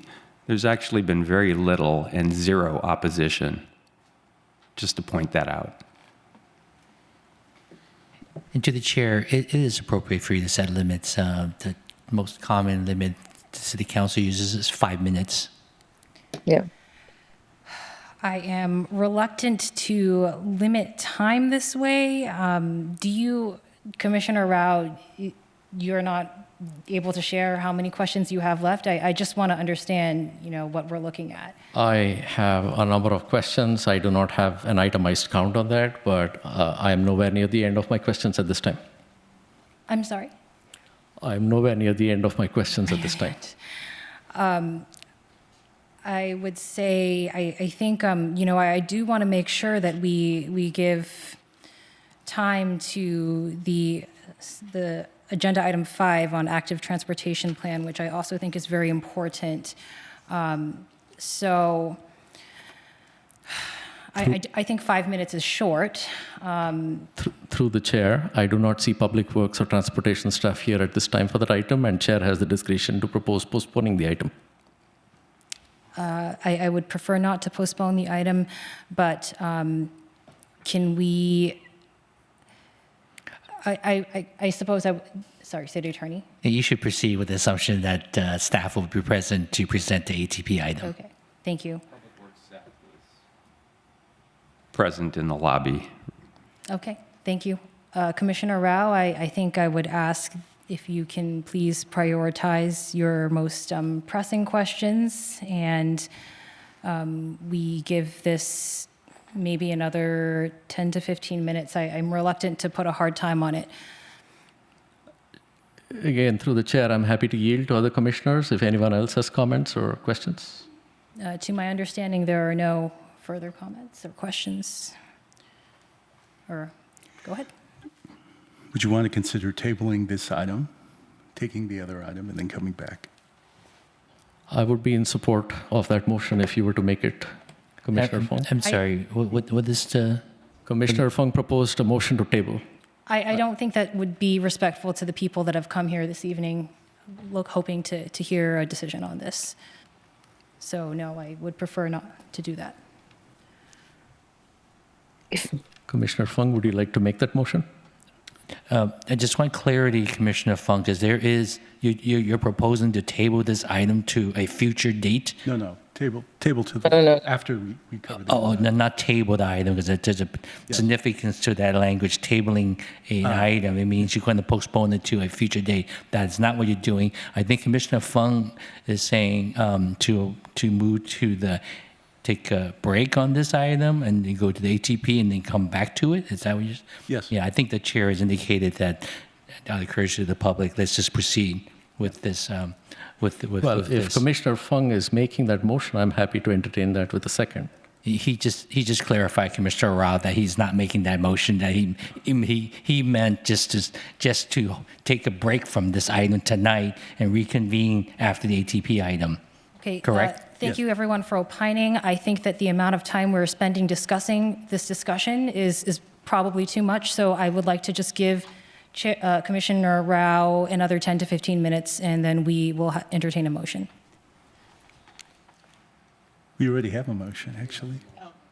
Yes, then we will vote on the motion. I would like to ask staff the question, is there any basis at all on which you would find this non-conformant with the GP? If there were, it would have been in the staff report. No, there's no basis. Again, general plan conformance, you're supposed to focus what are the most salient elements of the general plan that bear on this project. It's very clear this is a housing element priority housing site. If people haven't heard me say that yet, I can say it one more time. That is the most important aspect of this project in its relation to the city's general plan. That's all I can say. And so in staff's judgment, there would be no circumstances under which a project that chooses to vacate public right-of-way because it was deemed a housing element, a potential site, would ever be non-conformant with the general plan. So we would ignore all elements of the general plan once we decide that a roadway or a right-of-way could be on the housing element. That is not at all what I said. I'm talking about this site, just this site, and just the vacation and disposition of the right-of-way, not any future hypothetical site. And so to help us apply judgment on what might be potential basis for nonconformance, could you take an example of any other hypothetical right-of-way where nonconformance could be established? I don't really wish to speculate on something that hypothetical. Would the city attorney be able to guide commissioners on what, if anything, would be a basis for nonconformance?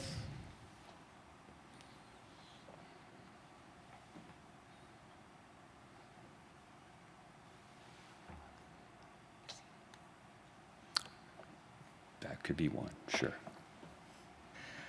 I imagine you want to vacate the right of way to build a casino. That may be contrary to the general plan.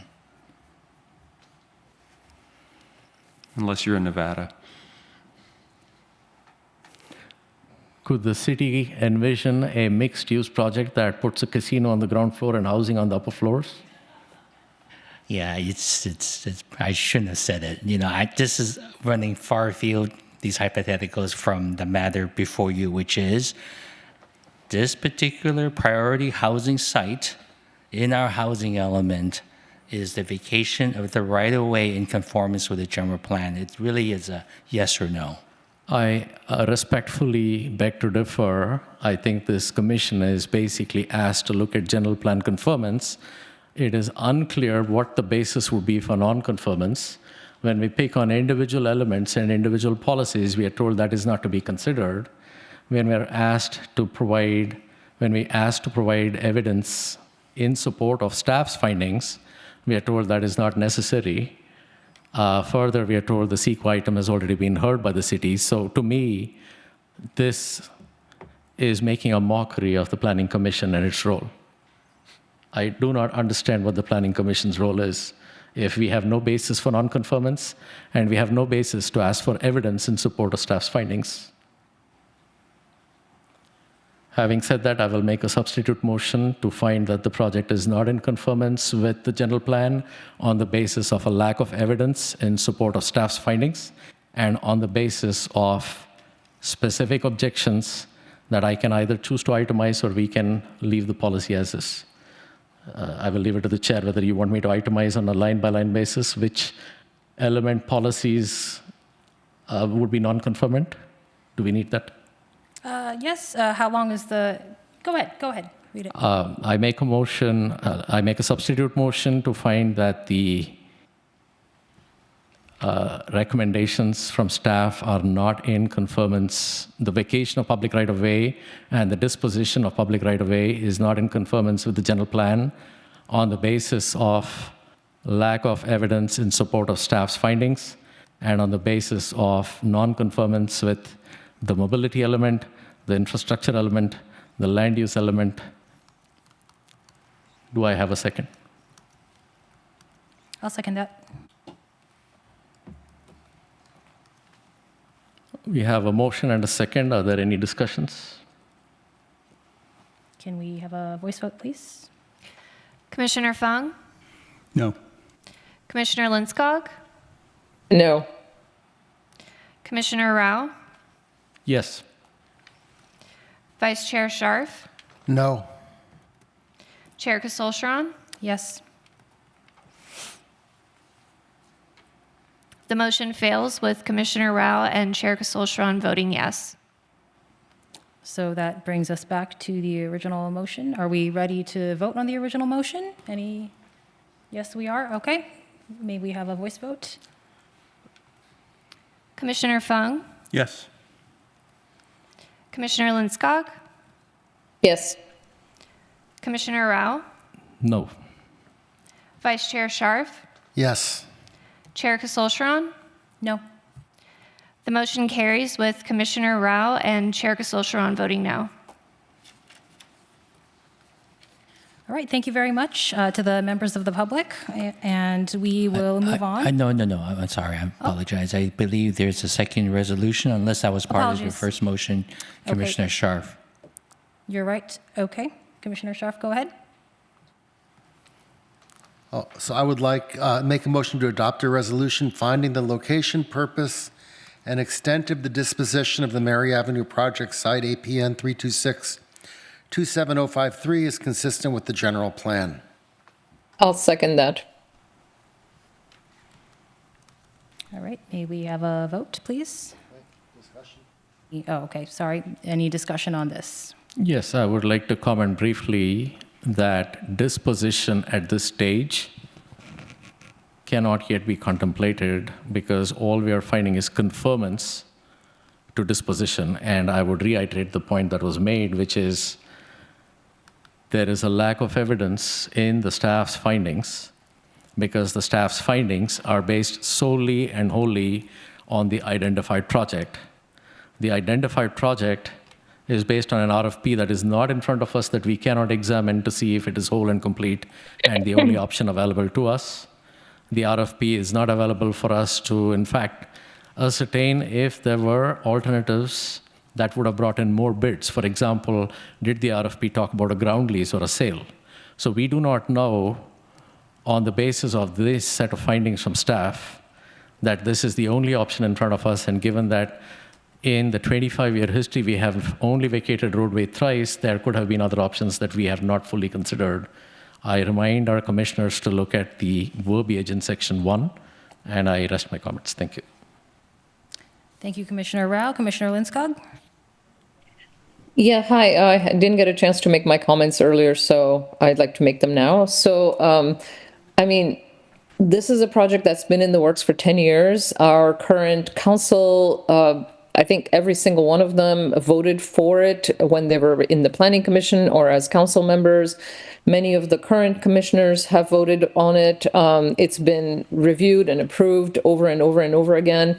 It's a very good project. Is it perfect? No. You know, is anyone, you know, is it perfect in any way? No, but it's a good project and it deserves to move forward because we need to be more welcoming of our IDD population, and this solves a real problem. It is, you know, as the city attorney and the city staff keep reminding us, the scope is very clear. Is it whether it's consistent with the general plan, not whether we got RFPs, not whether there are other sites available or not any of the other issues that have been raised by Commissioner Rao. It's a very simple, straightforward, is it consistent with the general plan? And I, for one, am happy to vote in favor of this project. Thank you. Thank you very much. And with the clarification that we are not technically voting for this project, but just opining on the consistency with general plan. Any other comments? Through the chair, can the city attorney verify if Commissioner Linskog is holding office in the Rotary and therefore needs to recuse herself on this vote as the Rotary is the applicant for the project or co-applicant? I don't hold office in the Rotary. Does that answer your question? Commissioner Linskog, as a Rotary member, is not required to recuse? Is she just a member or is she an officer? That I'm asking the city attorney. If it's just a member, she does not need to recuse herself. But that's up to her to make that decision whether she believes she has a conflict. Let me speak to that, if I may. I am a member of the Rotary. I am not involved with the housing development group that's a member of the Rotary. That's like saying I'm a resident of Cupertino, therefore I'm responsible for everything the Cupertino city does. I'm not involved in it. I'm not an officer of the Rotary.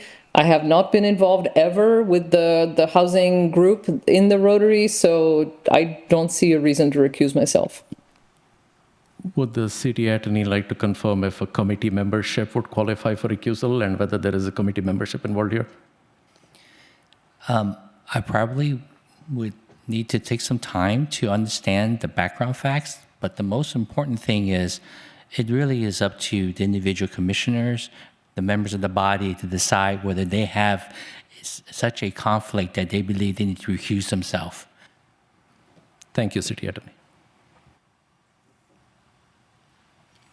Thank you. Any other further comments? Okay. I believe we are ready for a vote. Commissioner Fung, Yes, I vote aye. Commissioner Linskog, Aye. Commissioner Rao, No. Vice Chair Sharf, Aye. Chair Kasolcharan. Nope. The motion carries with Commissioner Rao and Chair Kasolcharan voting no.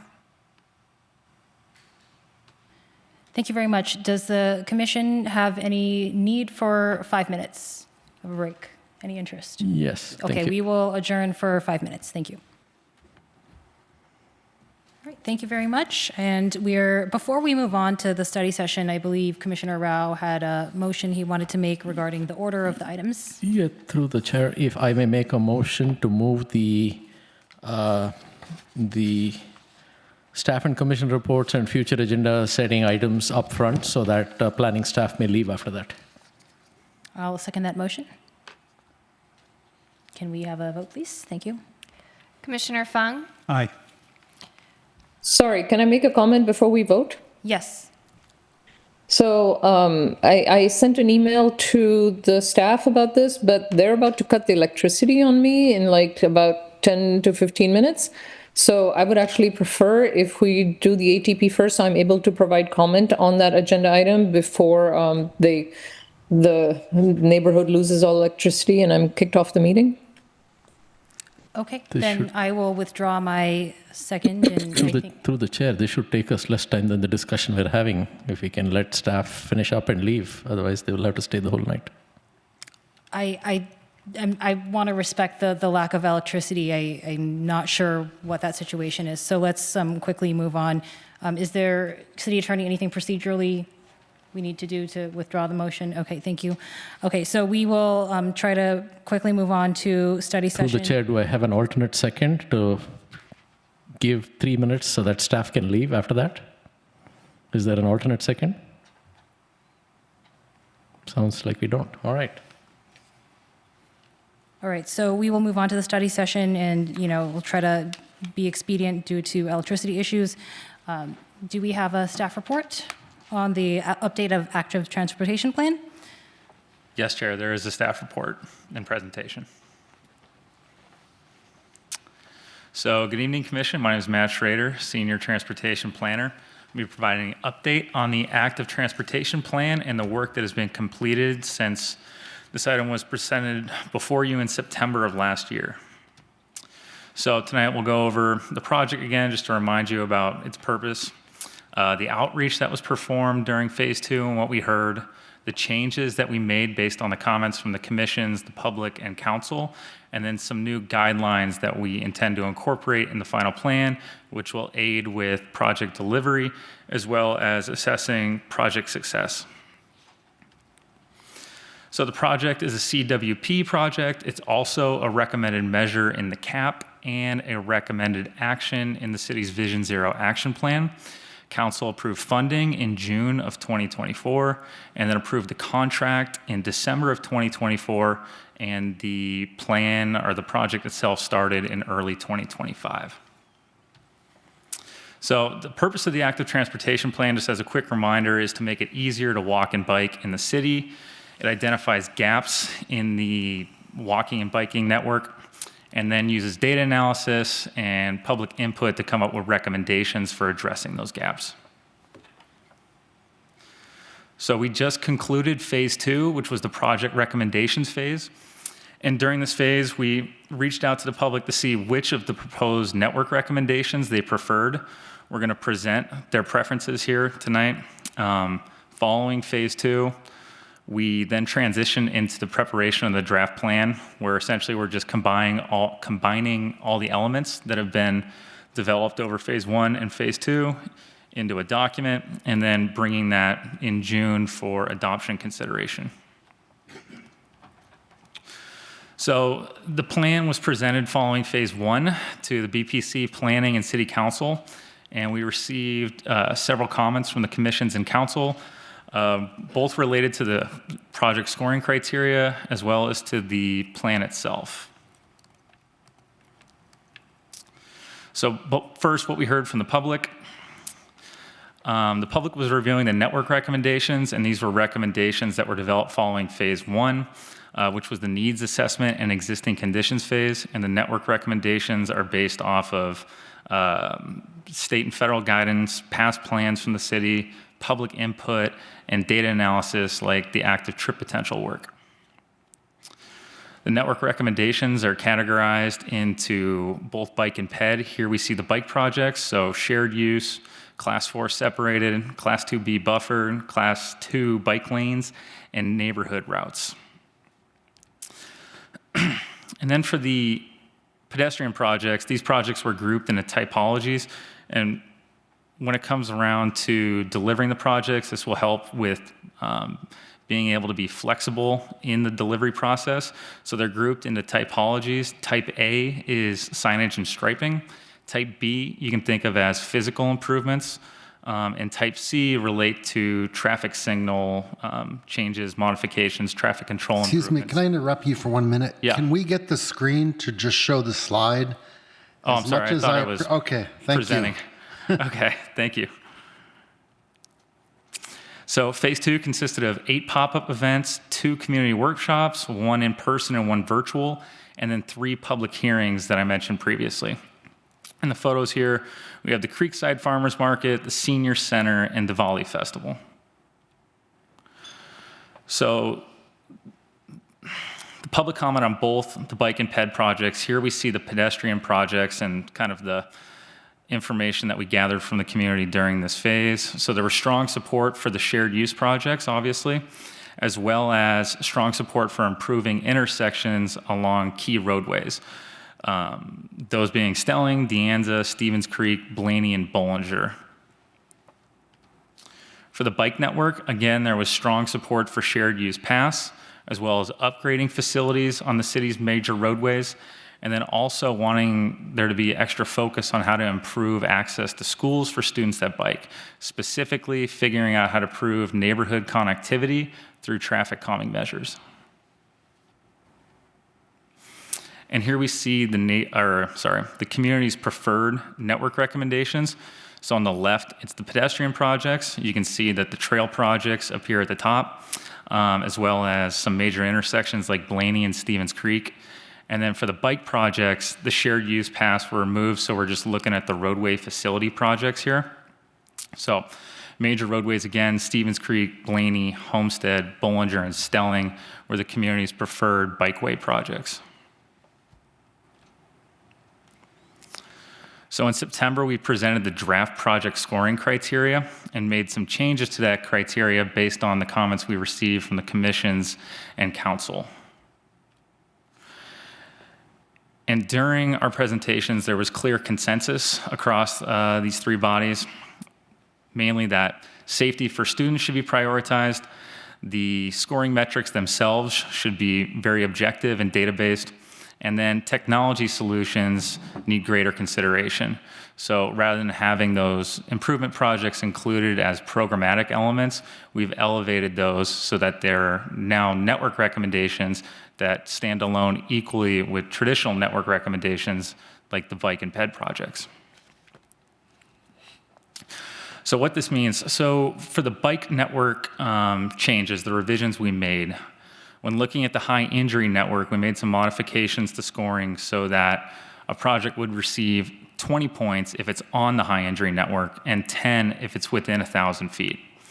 And then rather than using a distance-based proximity scoring for schools, for school access, we looked at the safe routes to school, suggested routes to school. So if a project aligns with a suggested route to school, it would receive max points. That's more precise and better applies to what we know existing transportation behavior to be. Council provided direction to also make extra consideration to potential impacts to arterials. So that scoring has been added to the balance criterion. Fairness has now been removed, and then council requested that cost effectiveness be included in the project scoring. So the same changes were applied to the pedestrian criteria. The balance doesn't really apply here, but the other scoring changes, and I forgot to mention for the bike network that destinations for seniors was also included. And then for the sidewalk projects, similar scoring. And then now we get to the new project category, which was developed in order to address the comments we received from council, which was that technology should be prioritized.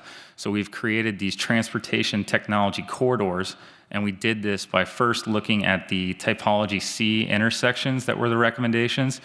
And as a reminder, these are the traffic signal and control improvement projects.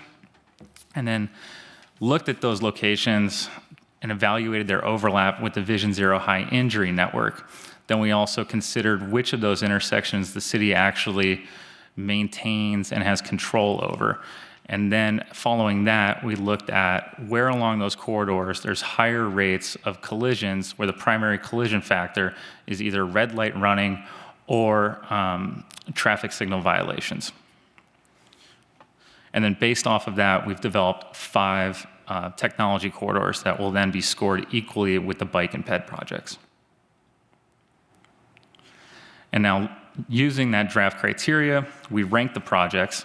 And the key takeaway here is that the top projects using this criteria are ones that are school-related, Vision Zero related, and relatively low cost. And this is especially true when you look at potential projects that are on a suggested route to school and also on a high injury network. So when looking at the number 1 project here, De Anza and Lazaneo, it's a high injury network roadway, it's a suggested route to school, and it's signage and striping, so relatively low cost. Additionally, the scoring also prioritizes projects where there are fewer potential trade-offs, which is why a lot of the neighborhood route projects score better than some of the buffered or separated bike lane projects. And then in addition to the revisions to the scoring criteria, we also developed new policy guidelines to include in the active transportation plan. The first of which is a project impact assessment. And this is based on comments that we've received from the community as well as from the commissions and council about how to adequately consider potential project impacts prior to construction.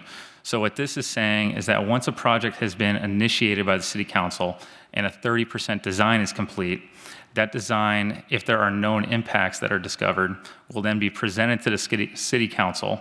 The city council will look at those, evaluate the trade-offs, and determine whether or not that project should undergo more detailed traffic analysis to better understand its full effects. That analysis work will then be developed, brought back to the city council for their review, for their consideration, and for them to make a decision on how they would like to proceed based on those results. And then the next policy memo is the project effectiveness guidelines, and this is really about how to measure success for projects. So again, following project initiation, and once design is complete, and prior to construction, staff will conduct pre-project counts along the project limits for certain bikeway projects, these being separated bikeway projects and buffered bikeway projects and standard Class 2 projects. And we're doing this so we can get a baseline understanding of what ridership is, as well as an understanding of what the collision rates along the project limits are, so that once the project is built and a suitable amount of time has really passed to account for potential changes in cycling ridership, then we'll do the same counts, same locations, look at the collision data and make a judgment on whether or not cycling rates are increasing, collision rates are decreasing or staying the same. So this will allow staff to better understand how certain designs may impact cycling ridership. And it also aligns with Vision Zero and climate action plan goals. So the next steps for the ATP are to go to the BPC and council for review. And then based on potential comments received at those meetings, staff will address any of those that come from council and begin the preparation of the draft plan. That draft plan will then be developed and released to the public in the form of a editable PDF, so it can be reviewed and commented on for a month. Following that public review period, we will then address any comments that come up and then bring the plan to council in June for potential adoption consideration. Thank you. Thank you very much, and we will bring it back to the commission for questions. I did want to first ask if Commissioner Lindskog has any, since I am aware that she may be running out of electricity. Yeah, thank you, Chair, Professor Churin. So, yeah, hopefully I still have power, but I'll try to switch to my phone if they turn off the power. So I spent some time looking at the prioritization, and I actually reached out to the city staff to see if I could get the details of the scoring, because some of it looked really not intuitive to me, and apparently the detailed scoring is not available yet. So I would encourage us to schedule a follow-up on this item when the detailed scoring is available, because there's some real questions here. So as I look at it, it seems to me like the scoring system is putting too heavy a weight on safety on school routes, to the detriment of pretty much all of the criteria, including safety on the Vision Zero high injury network, which is not consistent with the goals of all the other reports that have been done in the past in the Bike Ped Commission, like the Vision Zero plan, the Climate Action Plan, the Local Road Safety Plan, the 2018 VTA County Bicycle Plan, etc. So, for example, a child died and another was seriously injured on Foothill Boulevard. And the ATP does include sidewalks that are proposed on parts of Foothill, but they're ranked 121 to 160 something to 184 in the plans, which is far, far below what it should be, considering that this was one of the most serious injuries that happened in our city in a decade. The ATP prioritization does not consider the high injury network data as much as it should. So, for example, the number one most dangerous intersection in Cupertino, according to the Vision Zero high injury network, was Dianza and Homestead, but in the ATP, it's ranked 65th in our priorities. 9 of the top 20 most dangerous intersections in the city per the Vision Zero report didn't even make it into the ATP. They're not even there. They're absent. That's a full 45%, almost half. And then the ones that are in the ATP scoring, that they're ranked well below, like I think the average rating for all of them is around 44. And these are the top 20 most dangerous intersections in the city. For example, the intersection at September Drive in McClellan is ranked 24. And Rodriguez and Terryway is ranked 49th. They're both ranked higher than some of the most dangerous intersections in the city. So Dianza and Stevens Creek Boulevard is ranked 56th. Dianza and Homestead is ranked 65. Dianza and Prospect ranked 183. Dianza and Rainbow ranked 201. And again, these are some of the most dangerous intersections in the city. So there's something really that's not working with the scoring, and I don't understand why, and that's why I asked for the detailed scoring, and I don't know that we can make a determination until we see this, but I would really encourage the staff to go back and think about this some more, because this doesn't seem right at all. The other issues, I know you mentioned cost effectiveness. I'm wondering whether the weight of the cost effectiveness is too high, because a lot of the projects we're seeing are just striping on the sidewalk, on this road. We know that the vast majority of the cost of these pedestrian and cycling projects are covered by grants. Bike ped projects are some of the most efficient projects cost-wise for the city because of their potential for getting grants. So while I understand and accept that cost effectiveness is an issue, the weight for that seems to be too high, given the fact that grants will cover a lot of that cost. And it's limiting us in terms of adopting more important projects, like some of those top 20 high injury network intersections. So my recommendation would be staff needs to go back and rethink the scoring criteria, and at the very least come back and show us the detailed scores once they have them available. Thank you. Thank you. Commissioner Rao, it looked like you had something. Yes, can the chair clarify if you're doing clarifying questions at this time? I had originally said clarifying questions. It seems like we went into comments. We usually would start with questions, yes. Thank you. If I may ask a question of staff, the staff report indicates that council gave very specific feedback to staff to drop the public input from ranking criteria. And yet much of the staff presentation was based on community input. So I'm curious why we are still talking about community input and feedback when council's clear direction was to drop public input from the ranking criteria. Yeah, so public input was dropped from the ranking criteria. The information about what the public's preference is as it relates to those projects was included just to provide a summary of the work that staff completed over the fall, which included a lot of those engagement events. But none of that public input went into the actual project scoring itself. Yeah, it seems like we continue to sort of work around council's direction when council is very clear that public input is to be dropped. I would have liked to see the staff report and presentation just drop it. I'm not sure because much of the presentation covered what the community wants, and the council has clearly said they do not want to see that because it is not objective and unreliable as captured in your doc. So if I may just add that that aspect was dropped from the prioritization criteria, but the public has informed the project list itself through the outreach that we performed.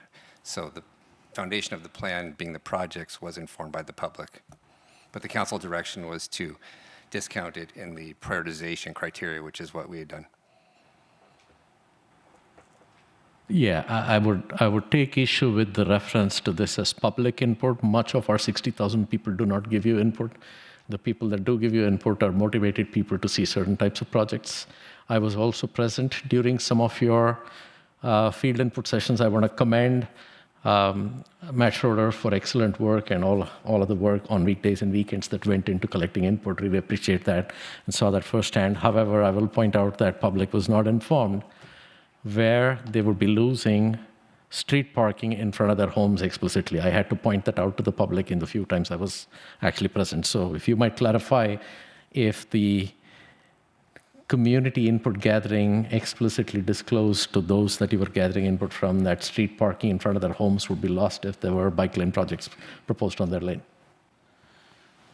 This is an active transportation plan, so we were just talking about project concepts, and we've kind of addressed a little bit of those concerns in the project scoring. So those projects that we do know to have potential impacts, we don't know the full extent of them until a 30% design is complete, which is why we prepared these policy guidelines to accompany the ATP. But the purpose of the ATP is to lay out kind of like a aspirational what-if vision for the city, and then through project delivery, identify those impacts, and if they're unacceptable to the community through outreach, either abandon the project or redesign it so it fits the community's needs. Thank you. I would further assert that much of the seniors, for example, showed little interest in giving input on bike lanes. However, if the starting of that conversation was around loss of street parking in front of their homes or by the senior center or wherever, they may be more engaged in giving input. And so just something for staff to consider. You know, seniors, we are an aging community. We hear that from Jean Bedard all the time. We are an aging community, and so I never see people biking to the senior center. I'm there pretty often. I'm the newest cohort of Cupertino seniors. I do not see people biking. My other question really quickly, you had input from council to include input from as you call it, impact to vehicular traffic due to these projects. I don't see that captured. Did I miss it? Yeah, so the council direction was specifically for accounting for potential impacts to the city's arterials, which was captured in the project scoring in the balance criterion. Okay, but specifically it says impact to vehicular traffic. Does that map to what you just said? Yes, so we already had impact to vehicular traffic in terms of how it's going to be considered in the project scoring, and the council direction was to further look at specifically arterial roadways. So both just local streets, collectors, those had already been identified, and we wanted to address potential impacts there. And then the council direction was also specifically call out the arterials. And then there was an item on need input from drivers on dangerous points. Was that done? I didn't see that in the staff presentation. No, that's something that could have been done during phase one, because that was the existing conditions. I mean, we kind of did that with the public outreach. People were talking about dangerous points, and we were able to gather that information, but at this phase in the project, it's just not feasible. Thank you. Thank you. Do we have any other questions? Commissioner Sharf, Commissioner Fong. Am I next? Go ahead. You want to be?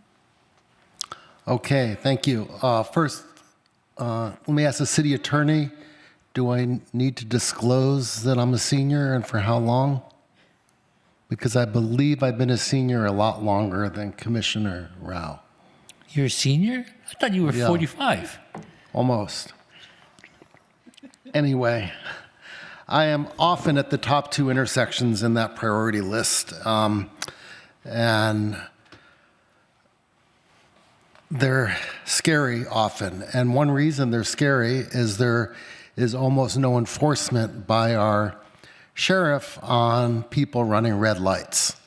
You mentioned speed enforcement as something in the plan, but nowhere do I see anything about red light enforcement or enforcement of vehicles driving in the bike lanes.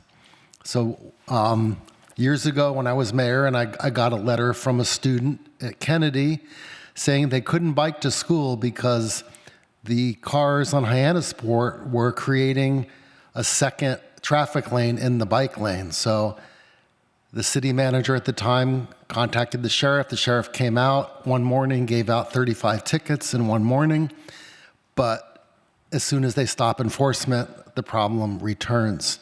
So there really needs to be something in this plan that makes it impossible for these vehicles to drive in the bike lane, whether it's, I mean, you really need protected bike lanes in a lot of these places because you cannot count on enforcement. We just don't have the resources to constantly being doing that kind of enforcement. Our red light cameras. Through the chair, are we taking questions or comments? Ideally, we are taking questions right now. Okay, I allowed Commissioner Linskog to add. I will make it in the form of a question. Okay, all right. Is there any plan to do any red light enforcement or enforcement of vehicles that are driving in bike lanes when they shouldn't be? Yes, so 2 answers there. So the transportation technology corridors include red light cameras for enforcement. So that is a network recommendation that's being proposed. And then in the program and policy recommendations, there is a specific recommendation to work more closely with the sheriff on campaigns. It could be something like no parking in the bike lane, or work with the sheriff to identify areas where we need heightened enforcement for certain periods of times. Okay, so my next question is, how are you working with Sunnyvale and Santa Clara in places like Homestead? I was on Homestead recently. When you cross eastbound from Cupertino into Sunnyvale, suddenly parking is allowed in the bike lane on weekends, whereas in Cupertino, it is never allowed. And I guess on Bollinger, you also have to deal with San Jose. So how are you working with the other jurisdictions on this kind of thing? Good evening, Commissioners. So the individual jurisdictions are pretty much up to their own discretion on how they address parking and bike lanes within their city. That said, I know Sunnyvale is moving towards eliminating part-time parking in their bike lanes on Homestead. We do have projects with other cities, for example, a Homestead Safe Routes to School project that we partner with Sunnyvale, Los Gatos, the county, VTA, that looks at making corridor-wide safety improvements for bicycles and pedestrians, which could involve a more holistic or comprehensive review of things like on-street parking. But generally, like San Jose is they can do what they want on Bollinger, and we can as well. We do try to look for opportunities for joint projects. We had, the Bollinger corridor study that we had anticipated working on. That would have been a joint project with the city of San Jose to enhance safety on Bollinger Road, and then we would have partnered on that to look at impacts like those. So we look for those opportunities where we can. Okay, my last question is, I've asked this before for many years. What is the progress on doing something about sweeping the protected bike lanes? Yeah, so we know that's a challenging issue, and it is a stated goal in the plan to improve maintenance on the separated bike lanes and all bike lanes, really. And there's also a specific program and policy recommendation to address maintenance and figure out, in addition to maintaining the facilities, how do we build new bike lanes when we have pavement projects and things like that. Okay, I think that is all my questions. Thank you. Thank you. Commissioner Fung? Yeah, actually, I didn't have it too. I wanted to follow up on that because one of the things that I noted in here was a comment about street maintenance, and I think that probably was referring to being able to sweep or maintain the. I just wanted to confirm that was the case, and that I do think that one's actually a pretty important one. I think there were a lot of questions. I happen to live in the Monte Vista kind of area, and when the divided pathways were added there, it's interesting. Most of the time, I think they are pretty well maintained. There are times when I think it's just probably a normal part of there being more street debris that they're pretty crazy. So that would be great to get more info on that. The other item I was going to ask about was about the distribution. The presentation you had was really great here today. It actually, I think, was quite a bit easier to digest than the staff report. So is that, I know in the past you've maintained a website. With the slides you had today, will that be on the website? Okay, that's great. I would encourage you to distribute them there, maybe add them as an addendum into the packet materials that we have for this evening. That's it for me. Thank you. Great, thank you. So I did have a few questions. First, I did want to very much echo Commissioner Lindskog's question around having potentially excessive weighting on the schools. I did notice in the prioritization results that the Stevens Creek Boulevard and De Anza intersection got very low points relative to other projects, but that area has had 2 pedestrian fatalities and 1 pedestrian collision all at night. I would think that, some simple lighting changes could solve it. But it, again, only gets 62 points because it's not near a school. I think that's the reason why it doesn't get as many points. So my question would be, and I also did notice there was another intersection, I think Lindskog mentioned this as well, Homestead and De Anza has had 3 pedestrian collisions, also didn't make it into this project list at all. So do you have any ideas on how we can reconcile the matrix so that, safety improvements that aren't necessarily near a school can still make it up to the top? And I respect that it takes a lot of time to redo the matrix, so I don't know what your ideas might be on this. Yeah, that's something we can certainly consider. We could add in the proximity scoring that we had originally, the distance-based proximity scoring, so that projects that are on the suggested route to school are priorities, but also give consideration to projects that may be nearby that aren't receiving full marks. So that could be a way to close the gap, and we can look at alternative ways too. Well, I guess my question, and I think Commissioner Lindskog's as well, was how do we factor in collision history and like Vision Zero data? So the Vision Zero data that we used is we took the high injury network itself, so the locations, not the types of collisions. Potentially, we could look at collision severity as a factor, and that could be a way to address those priority intersections that are at the top of the Vision Zero action plan. So there are potential solutions that we can look at for addressing that. So would you recommend revising the matrix or creating some sort of parameter that lives outside the matrix? We'll have to discuss. It's kind of a costly endeavor because it's all GIS based. So if we make modifications to the project scoring, we're going to have to do it with the consultant and work with them. It's not a standard spreadsheet.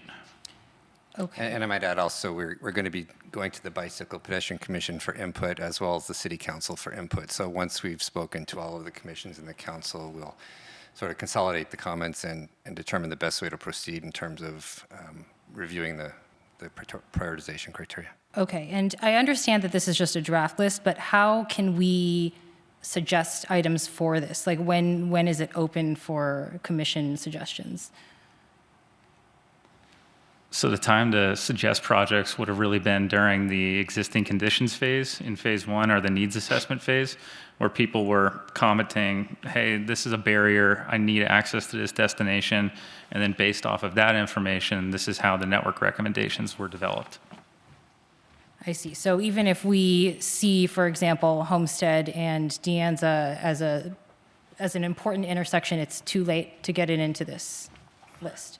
No, you can provide that and we can figure out a way to incorporate it. Okay.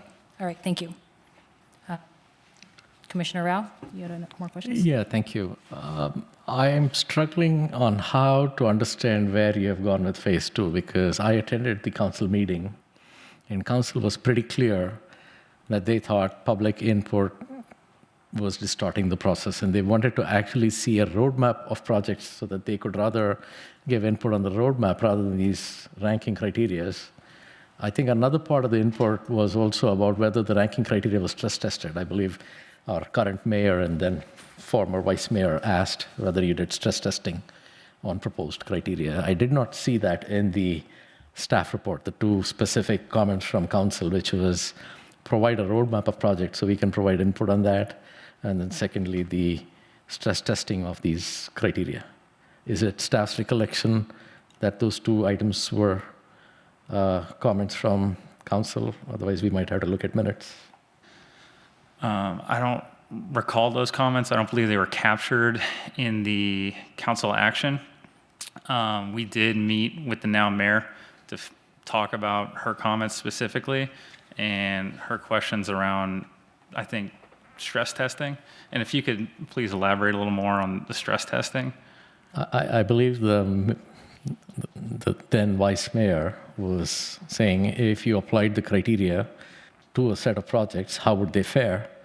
And I think she came up with an example of a project that needed attention but wasn't faring well on the ranking list. So staff may want to go back and look at the video. I understand our minute taking is now restricted to motions, and actual comments don't get transcribed in the minutes. Is that also true of council? If that is the case, the minutes may not have reflected the direction that council gave, but you may want to consider looking at that recording to reassess what direction you got from council, because they were very clear that they did not want to have this come back without a roadmap that they can actually give tangible input on.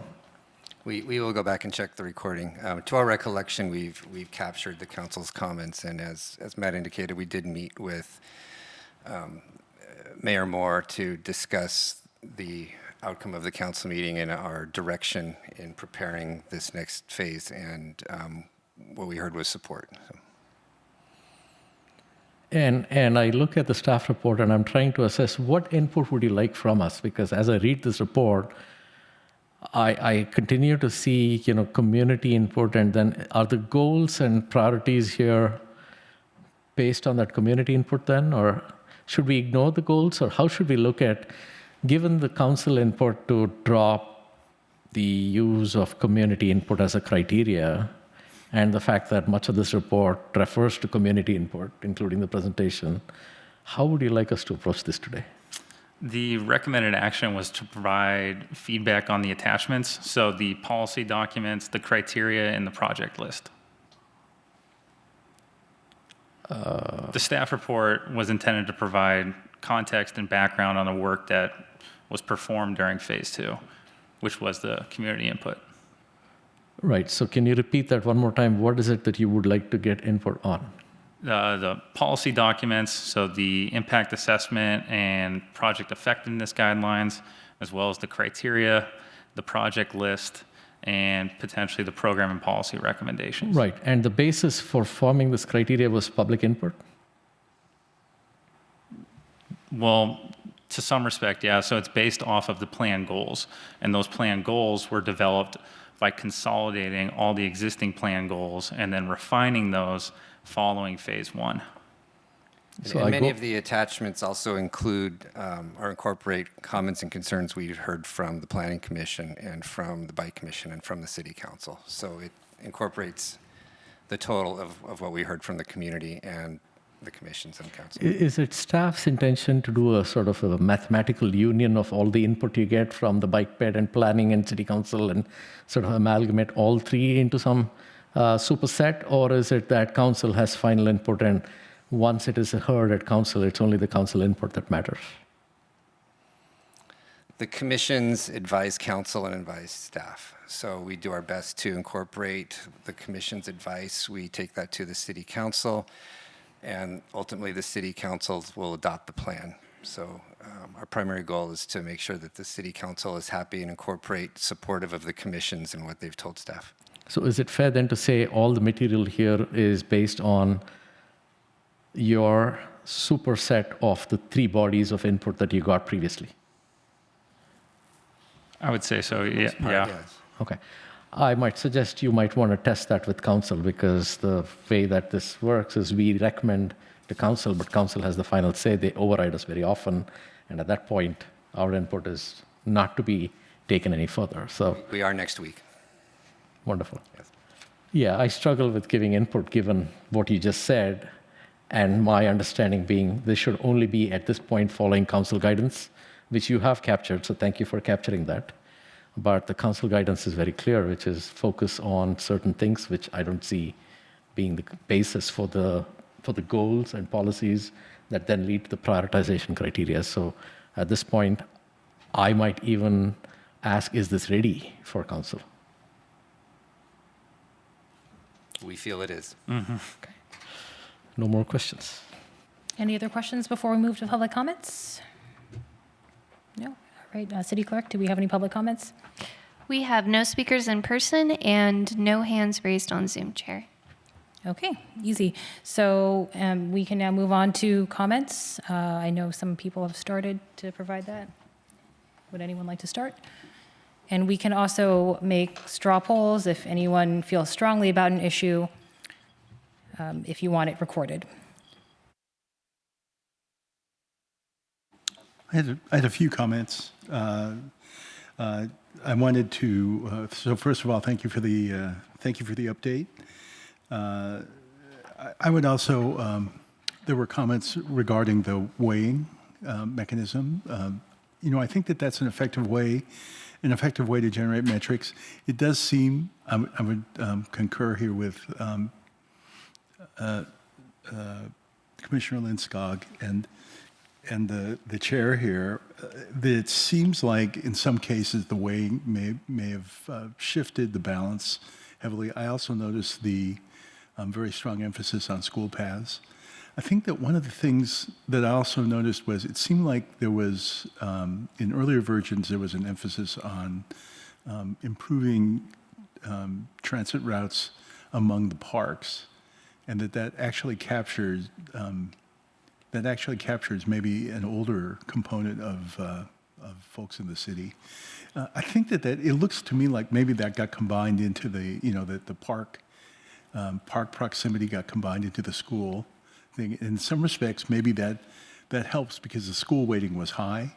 But I think that those are actually two distinctive groups, and I think that it may benefit to relook at that, whether you want to combine those together quite as tightly.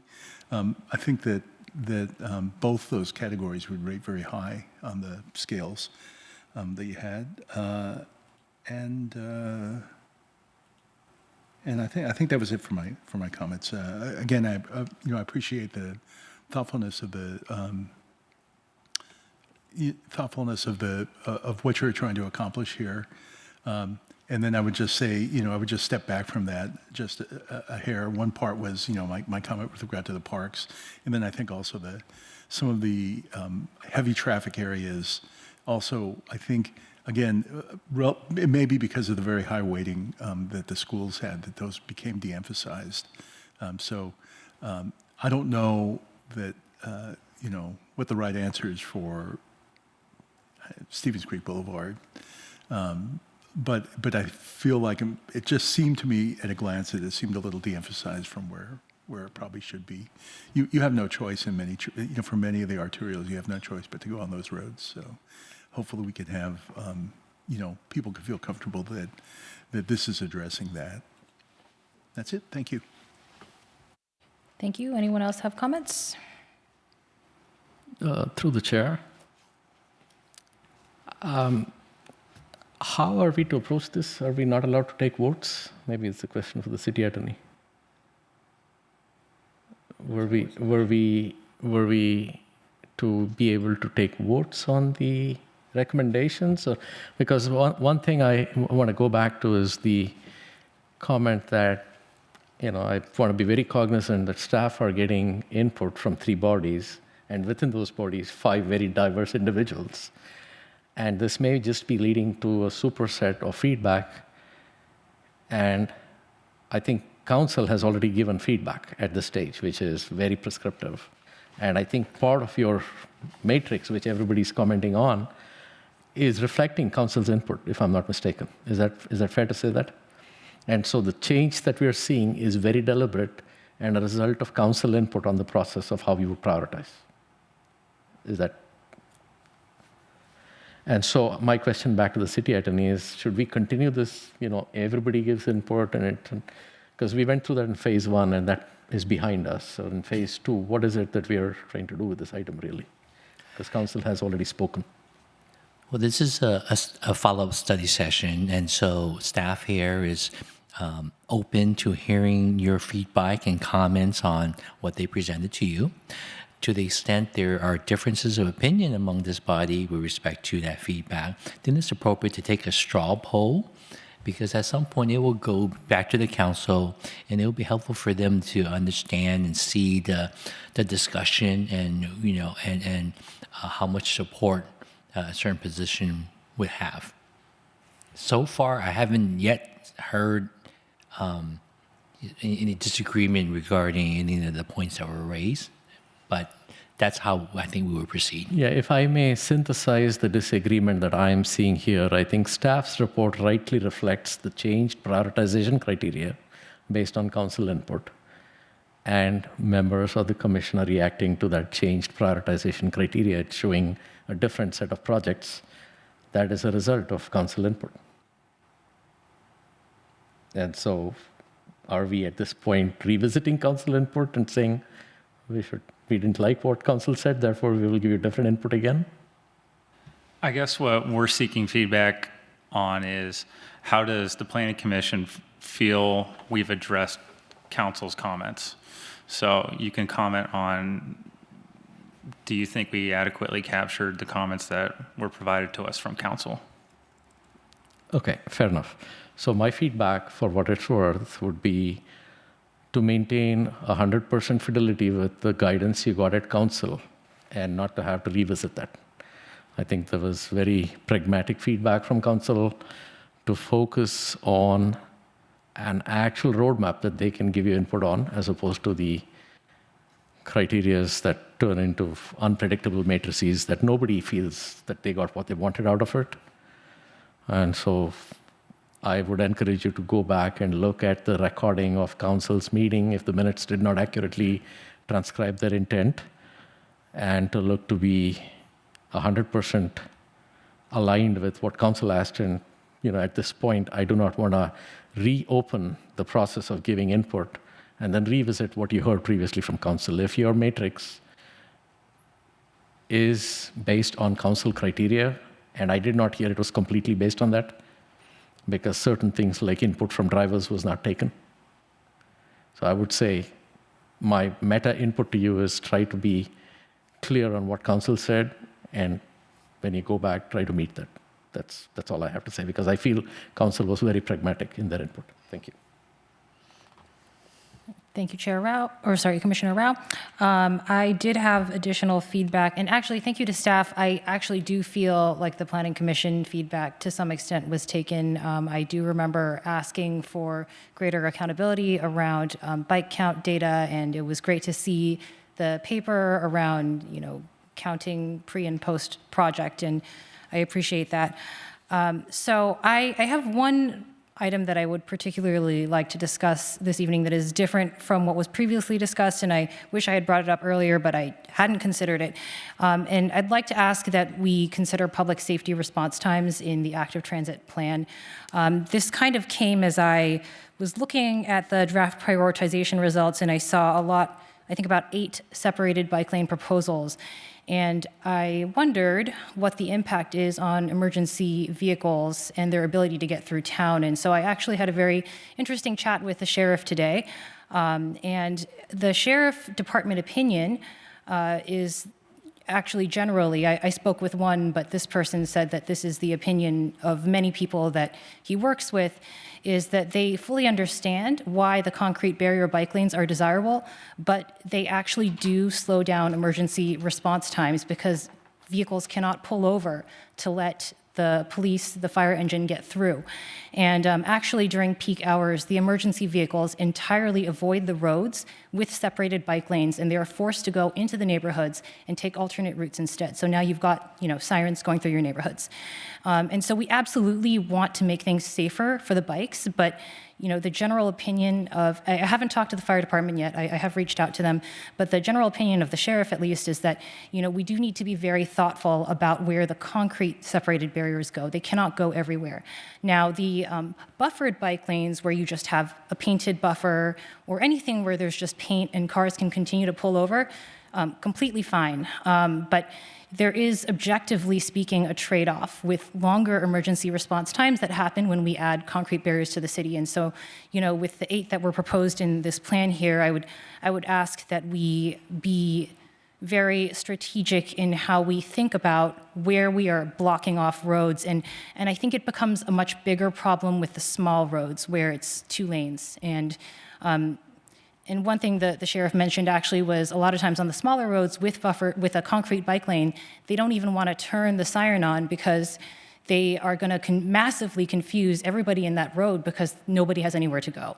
And so, again, I think with the 2-lane roads, that is where we want to be particularly thoughtful about concrete bike lanes. So that would be my ask. I also did want to comment on the definition of project success. So we say a successful project will be one in which more people use the facility while the collision rate per rider remains the same or decreases.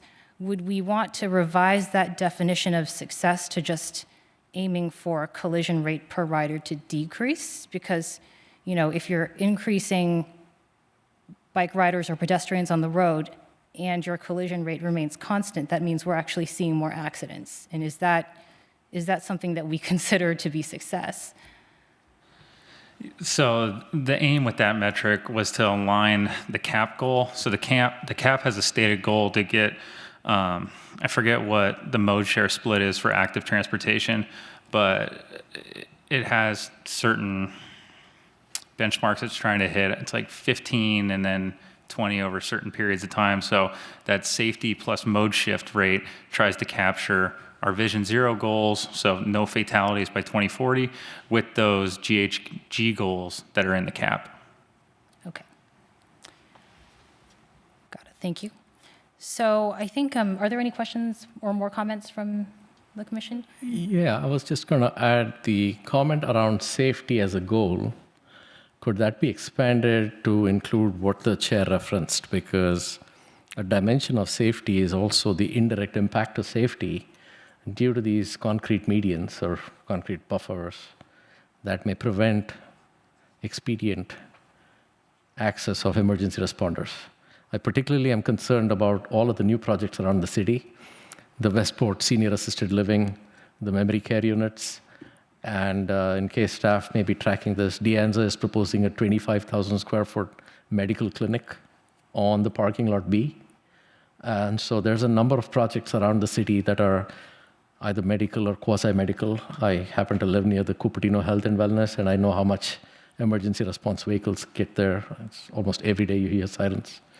And so it's something to consider. What is the impact to safety if we have these concrete barriers that prevent vehicles from pulling over? So just something to keep in mind. If you might expand your definition. I would like to propose, if the commission is willing, a straw poll on adding, I think that was an excellent suggestion, adding, expanding the definition of safety to include public safety response time. City Attorney, how do we initiate the straw poll? Is it through City Clerk or? Sorry, can I make a quick comment before we do the poll? Yes, absolutely. Thank you. So it's an interesting thing. So I would be interested to see if the sheriff's office would make that statement in an official capacity, because that's the first I've heard of it. And if you look at all the research and all the studies out there, the data is actually in the opposite direction, that properly designed protected bike lanes don't meaningfully slow down rapid response or police response. There's actually a slight improvement in response times, and again, there's a lot of data to balance that out. So I would be very surprised if the sheriff's office would make that statement officially, that this is a problem. So before we vote to add that in as a recommendation of the Planning Commission, I would recommend we examine the data and we make it a fact-based recommendation, because I don't think the facts would bear that out. Thank you. Yeah, absolutely. I understand where you're coming from. Objectively speaking, I am not sure how response times could get faster when cars cannot pull to the side. That said, the sheriff that I spoke with was in charge of traffic management for West Valley Sheriff. I actually asked him prior to this meeting whether I could state what I said, and he was fine with it. But they also did say that they really like it when cities come and consult with them, and they wish it happened more. So I think it's a great idea for them to be present and to work with our city. Through the chair, I'm happy to second your straw poll if you would like to move your straw poll forward. Great. A second is unnecessary. So there's a request to take a straw poll. Maybe Madam Clerk can ask for a yes or no. Commissioner Fung? Sorry, what exactly are we? Yeah, can I get the text of what the poll is? Yes. Before we do that, I just wonder, in light of the, I think there's some agreement here that maybe we need to capture this better, that we just make a recommendation that we have the staff take a further look into trying to categorize that and make that available, that information available, whether, maybe it's just to the council or to the, other commissions. So It sounds to me like there's a second straw poll suggestion. Should we finish the first and then do the second? One at a time? To clarify, Commissioner Fung, is your ask also a straw poll? No, it's actually not to do a straw poll, because I think that, if the goal of the straw poll is, should we add this as a metric, are we recommending that we're making this a metric? I think we are saying we should collect some more information before we do. So I think it's saying maybe we don't want to take a straw poll on this, if we can agree that we're just making a recommendation to staff. Would this commission be willing to entertain a straw poll around having council and staff consider the ways in which public safety response time can be incorporated into the project prioritization? Second. I think we track that as a yes from Commissioner Rao. That was to clarify a different straw poll than the first. No, I understand, although I don't think anybody cares what straw poll we take about what we're telling to the council. Right. I mean, It's really to ensure that it gets logged in the minutes. Otherwise, the minutes are So I would say that we should just, we're making a recommendation. We want to formalize, we're making a recommendation that staff take this as a point from us. There may be some other point. Through the chair, if I may just add a perspective to this. I have watched several projects go through the process of community input. We did this for Memorial Park. We did this for the Blackberry Farm Golf Course. We did this for Lawrence Mitty. We're doing this for ATP. We get more input than can be reconciled in a way that leads to tangible projects. Every time you come to a body, you're getting different input. You go back to council, you get a different input. You come back here, you get a different input. It's not a shortage of input. It's too much input given the dollars and resources that staff have. And straw polls are a way to reflect the will of the body, and that may be one way to give your input, if we need to give that. My input here is I don't believe we have to give you input. Council gave you direction. You need to go back and meet that direction. I don't know why we are coming here again. Commissioner Linscott? Thank you. So I'm a little confused as to why this is even necessary, because whenever you do any kind of project, like including protected bike lanes, the response times are always considered. The design is discussed with the sheriffs and the fire departments before it's implemented. That's already part of the process. So I'm not really sure what this will add, since, and staff, Matt and David, feel free to chime in if I'm wrong, but I think that's already part of the process. If I may chime in. So I don't see a way immediately that we could incorporate response times into the prioritization criteria, because it's really impossible to know. And as Commissioner Linscott mentioned, the data would need to be reviewed, and I'm not sure that data really exists for most streets. I know that police would have a different experience than fire, because fire have preemption devices for traffic signals, and the sheriff do not. It's very, very complex. The way I would recommend going about this, I think it's a fair point to consider response times, and I think the way to do it would be to capture that within one of the programmatic recommendations or policy recommendations, was that for projects that could potentially impact parking or vehicle lanes, that those be taken to the city council at the 30% design to better flesh out and discuss and evaluate the impacts, the effect to emergency vehicle response times could very well be one of those potential impacts that we look at for those types of projects. And that information, we'd have that ability at that point, because we'd have more information about the project. We'd be able to talk to fire and police about the specifics relating to the project, and then take that information forward to the city council as part of the other impacts that they may be evaluating for that project. I think that would be the place to do it. That would make the most sense. Through the chair, if I may, really quickly, we cannot apply different standards for different parts of the input. Where a project prefers, or where a end result prefers a certain mode of transport, we cannot raise the bar on how we will account for it and what are the difficulties in accounting for it. Whereas when I look at this prioritization criteria, the way this doc reads is there were goals that came from public input. The goals turned into scores and score modifiers, and that turned into a matrix. And none of that is based on a similar type of rationalization around whether it's realistic to measure, whether it's realistic to get input, whether the input is actually validated, whether a public statement was made by X, Y, or Z. So we cannot hold different modes of transport to different levels of criteria. What I'm hearing today is when a criteria is raised that favors the automotive mode of transport, we raise the bar. When council gives input saying take input from drivers, we ignore that input. When council gives input saying the scoring needs to reflect the impact to drivers, it's not clear where it's reflecting in this score multiplier. So I just want to have the minutes reflect, and maybe we need a straw poll for this. We need to be truly faithful to the sentiment you got out of council, which was do not ignore our drivers. There's 60,000 of them. And what I'm hearing even today is we're still revisiting this. We hear one set of input, we hear another set of input, we raise the bar, when the input involves something that benefits 60,000 versus a number that we have yet to count.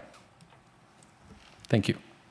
So where are there 60,000, what is the population of Cupertino? How are there 60,000 drivers? 57,000. And they're all drivers? They're not drivers, they're individuals that may be transported in automotives. Okay. I would ask the same question. How many bicyclists do we have a count? I don't know, maybe SEMA has an idea. I think there must be 80,000. I rest my case. We ask for specific numbers for automotives, but we don't have a count for how many people are on De Anza Boulevard after we got rid of bike lane, after we got rid of a road lane. I remember the numbers from over a decade ago, and on Stevens Creek in De Anza, it's over 30,000 per day. So, if I remember that correctly, but the numbers are a decade old. Commissioner Linskog, did you want to say something?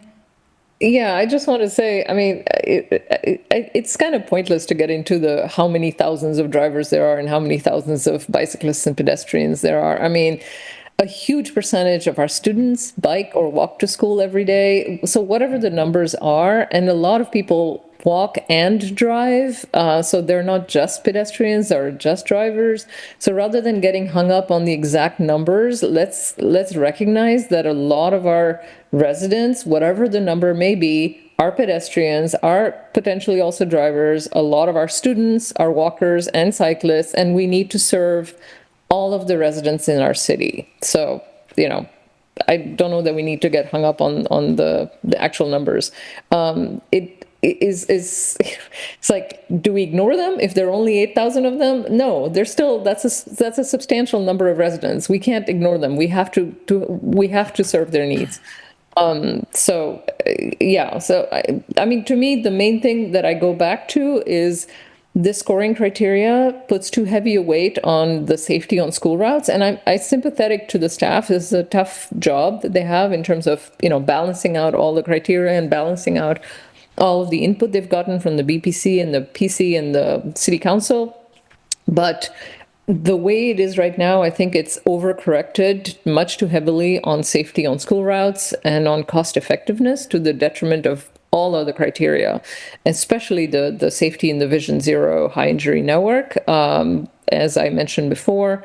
So to me, this scoring system is deeply flawed, and I would like to have the staff revisit it before it goes to the Bike Ped Commission and before it goes to the City Council. Though I recognize you want to get feedback from them also before you revisit it, and you know, that's fine. You have a process that you need to follow. And I'll send all my detailed comments in an email as well, so it's in the public record. But my strong recommendation here is to revisit the scoring criteria. So, Chair, if I may make a suggestion, to go down the dais and ask for the recommendations from each commissioners. So Commissioner Linskog, I think I'm hearing her say she recommends removing the scoring criteria. So we can just stop. No. I did not say remove it. Let me withdraw that and allow you to make your recommendation. Okay. And then the chair, perhaps if you can understand that recommendation, can seek the views of your fellow commissioners to see who would support that recommendation. So in the record, we will have, you know, unanimous support from all the commissioners for Commissioner Linskog's recommendation, or she's the only one who would support it. And then we move on to the next commissioner. Okay, that's fine with me. So Commissioner Linskog, it sounded like, why don't you please go ahead and state your recommendations? Sure. Okay, thank you. So my recommendation would be to revisit the scoring system and to put less weight on the safety on the school routes and less weight on the cost effectiveness criteria, to balance things out a little bit and put more weight back again on the intersections that are in the high injury network, especially the top 20. as I said, 45% of them didn't even make it into the ATP, which is kind of shocking to me, honestly, because it is a stated city goal that we want to achieve Vision Zero, and this just throws that out entirely. Well, at least half of them, and I would also say to add back things like the Foothill Boulevard. I don't know what criteria needs to change to put that up higher than 121st to 184 ranking. But given that that was one of the most serious injuries in our city's history, and involved, 2 children dying or getting seriously injured, it needs to be ranked much higher than 120th or 184. So I don't know what criteria needs to change for that to happen. So that would be my recommendation. Okay, thank you. And then City Attorney, we are going down the row and I would solicit the feedback from the commissioners as to who would support the recommendation we just heard and who would oppose it. okay. All right, so bring it back to the commission. Who would support and who would oppose this? Commissioner Scharf? I would support it, but I would also say that it seems like the city council is not interested in that kind of scoring. But I would support it. Okay. On my end, I would support this. Commissioner Fung? Yeah, I'm supportive of the rebalancing for sure. And I do think that I'm supportive of having a kind of a statement that there's maybe one way to paraphrase that is the alignment of Vision Zero goals, which are really, I think, really do focus more on injuries. Just to clarify that association with the objectives that we're setting here. I think that that's the same thing you said, Seema. But Yes. Yes. Commissioner Rao? Yes, thank you, Chair. I would support, but I would actually go further and say we need to discard the matrix and start over, because the matrix does not reflect the input from the council. The way the matrix is written is you start with goals in order of importance. Those goals came from community input. Then you apply a multiplier. And so the whole basis for this matrix is flawed, given council directed you to ignore public input. That's the number one feedback you've captured. And so I would go further to say all of us on all sides of this issue are unhappy with the matrix and its prioritization criteria. And I believe we should just ask them to start over and focus on developing a ranking criteria that is not tied to public input. That's the number one feedback from council. Thank you. Thank you. Commissioner Scharf, did you have any recommendations you wanted us to opine on? No, I'm done. Okay. Well, I'm just going left to right here. From my end, it was really, after the discussion, the staff idea of incorporating emergency response times into the programmatic recommendations. Commissioner Scharf, would you support this?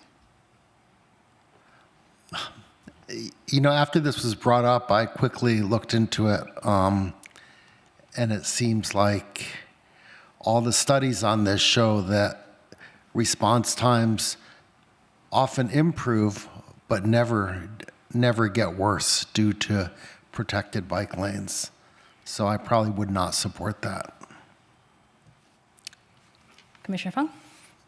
So, we had in the discussion before, I think that this is a point where there is value in making sure that it's visible. How does the relationship of emergency response to the plan goals? But I think we actually need to research that rather than direct, a change. All right. Commissioner Rao? Chair, I would support you on that, and I would go further to say every life matters. And a senior that cannot get emergency care, their life matters as much as the life of that bicyclist. And to say that the bicyclist was prioritized higher for some reason because of some arbitrary consideration that a concrete median or a buffer would allow for their safety, when in fact a vehicle might surmount it and climb over that concrete median, is an unproven fact. So we're being asked to prove that the emergency response is impacted, but nobody is being asked to prove that a vehicle at 40 miles an hour could not go over a 3-inch amount of concrete. Thank you. Commissioner Linskog? Thank you. Excuse me, Chair. I think it may be appropriate just to go down the line to get all the recommendations and then go back to Commissioner Linskog since she started with the recommendations. So let's finish off with Commissioner Fung and Commissioner Rao. No, I'm responding to her recommendation. She asked for feedback from. I'm sorry. I apologize. Sorry. I 100% understand where you're coming from, and I support it. I think, making sure that emergency response times are not impacted is an important consideration. But as I said before, I don't know that we need to make that recommendation here for a couple of reasons. One is, as I mentioned before, all the data, all the facts are actually that it's not impacted or improved. So at the very least, I would say let's make sure we have the data before we make that recommendation, and make sure that we're not trying to solve an issue that doesn't exist. And then the second thing is it's already captured in how projects are evaluated and designed, that they look at emergency response times and change the design if needed, if it does impact emergency response times. So it seems unnecessary. It seems redundant to make that recommendation. So yeah, I mean, I support the thought, but I question the need for it. Commissioner Rao, did you have a comment? Through the chair, would it be more efficient to just make a motion, amend a motion, use the Roberts rules so that we may progress at a faster pace here? Yeah, Rosenberg's rules doesn't identify making motions in the study session, and so the process is we'll take an informal straw poll to provide guidance to the council as to how this body viewed various recommendations. Commissioner Fung, did you have any recommendations? Yeah, the only recommendation I had was we already had one with regard to re-examining the weighting factors. I would just, again, bring up the one about maybe separating parks, that particular mode was one that I think was, and otherwise, that's the only one. Is that a straw poll you would like us to opine on, or are you just commenting? We could do it as a straw poll. Okay, let's, for the sake of equality, we will. But can you clarify exactly what was it was? It was just in prior versions the weighting factor for the park circuit was more visible than it is today, and I believe that it actually just got combined in with the schools. But so it's All right, Commissioner Scharf, support or oppose? Support. I would support that as well. Support.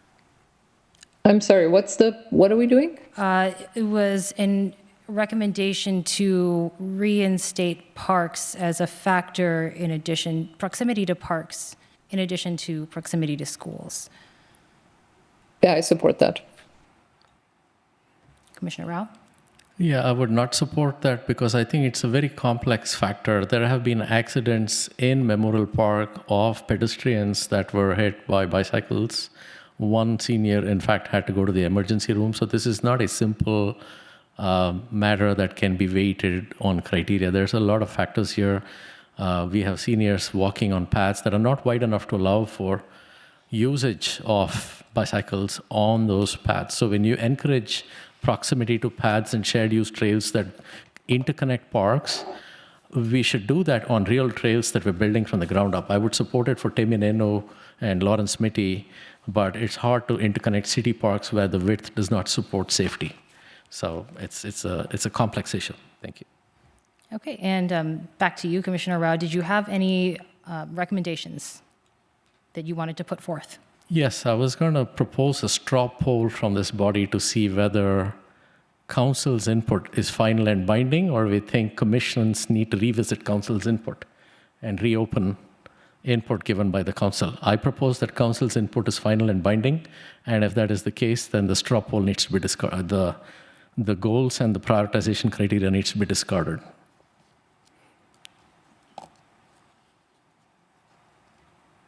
Okay, Commissioner Sharf? Can you repeat what I'm voting on here? You know, I think it's appropriate if commissioners want to abstain as well, and just let this be Commissioner Rao's. Yeah, Thank well, you, Attorney. in relation to parks, it is true that there's been issues in parks, poorly placed bike racks that should not be there, that encourage people to speed through the parks, including on e-bikes, Class 3 e-bikes. But that's not really what we're talking about here. We're talking about proximity to just get to the park. And yes, there should be some enforcement or some physical barriers to prevent that kind of misbehavior by cyclists in parks. But I don't think that's what we were talking about here. We're just talking about including access to parks as part of the criteria in ranking the sites. So no, I would not support Commissioner Rao's proposal. Sorry, we're crossing wires here because you were commenting on the previous proposal. I'm and sorry. So what is the current proposal? The current proposal is very simple. Council asked staff to ignore public input in their feedback. The current staff report is still based on public input because it ranks goals based on public input, and then it constructs a prioritization criteria based on multipliers to that public input. Well, then it's the council that needs to tell staff, hey, go back and consider public input if that's what the council, So wanted to do or didn't want to do. But it's not up to us to decide that. Okay, my straw poll is that we discard the criteria proposed and start over based on goals that the council has defined. You're welcome to vote on it. Yeah, I'll abstain on that. Yeah, I will abstain as well. Commissioner Fung? So I think the intent of the council, when the council had the statement about no public input, I think that was that the numeric criteria were not driven by purely public factors. So I think there may be a misunderstanding there, although I do understand your point, because I think that the council actually did kind of say, that they wanted more direct input on it. That said, I actually vote no on this. If the council, as Commissioner Sharp said, if the council wants their opinion to be binding, then it doesn't matter what we vote on. They need to have that discussion with the staff. Thank you. Commissioner Linscott? Yes, thank you. So my perspective on this is that Commissioner Rao doesn't understand the function of the Planning Commission. Our role is not to be a proxy for the City Council. Our role is to provide advice and guidance as far as we are able to. So the council is very much able to speak for themselves. If they want this criteria to be thrown out there, they're free to do so. But that is not our role. Our role is to provide our perspective and our expertise and our advice and guidance. And so I vote no on this straw poll. Through the chair, this wasn't a repetition of what the council said, but it is my position that the public input is highly biased because we get motivated individuals that contribute. The 60,000 do not show up to give that input. So I just want to be clear. And for the record, the last item, we had zero participation from much of our commission here. So let's not go into who's endorsing council and who's not. Okay, thank you very much, everyone. Or do we have any final comments? No, I just want to say, you often see people claiming, well, everyone that didn't vote on something supports the opposite. And that is really, not the case. Yes, maybe there's 60,000 drivers that don't want any of these protected bike lanes, but it's ridiculous to say that just because they didn't show up to oppose them. Any other final comments before we move to the next item? Okay, thank you very much to staff. I think this was a good discussion. And we will move on to any staff and commission reports.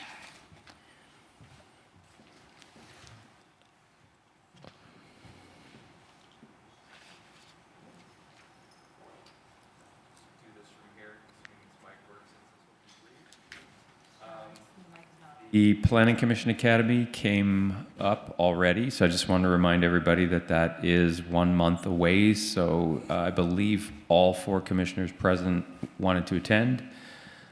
So let's just make sure, if you haven't already, to coordinate with our staff in terms of travel arrangements, hotel, anything like that. I think you feel free to do it on your own, but if you want to do it through us, I just want to make sure we get that done the next couple weeks. Who on the staff do we contact? You could contact me, and I'll make sure, if you want, Eva Momoki, M-O-M,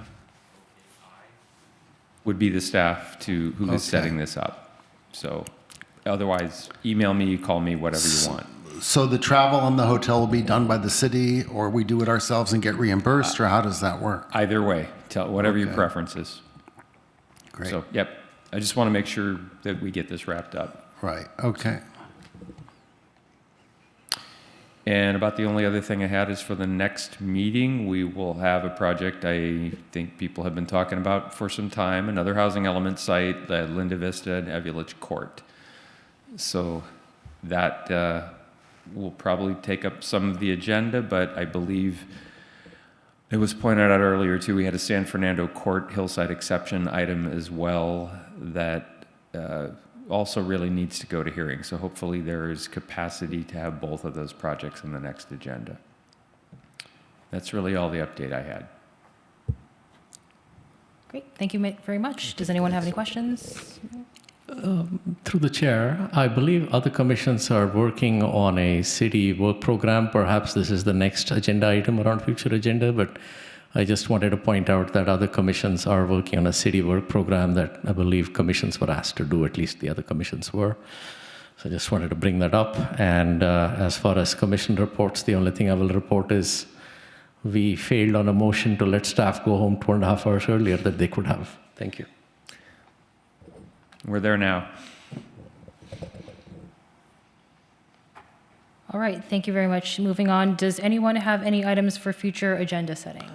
So the chair and I have been working on the issue of public noticing, so we should put that on a future agenda. I don't know if it should be the next one because Linda Vista will probably take a lot of time. And I don't know if Linda Vista and San Fernando are going on the same agenda. Hopefully, maybe we can split those up because, no? No what?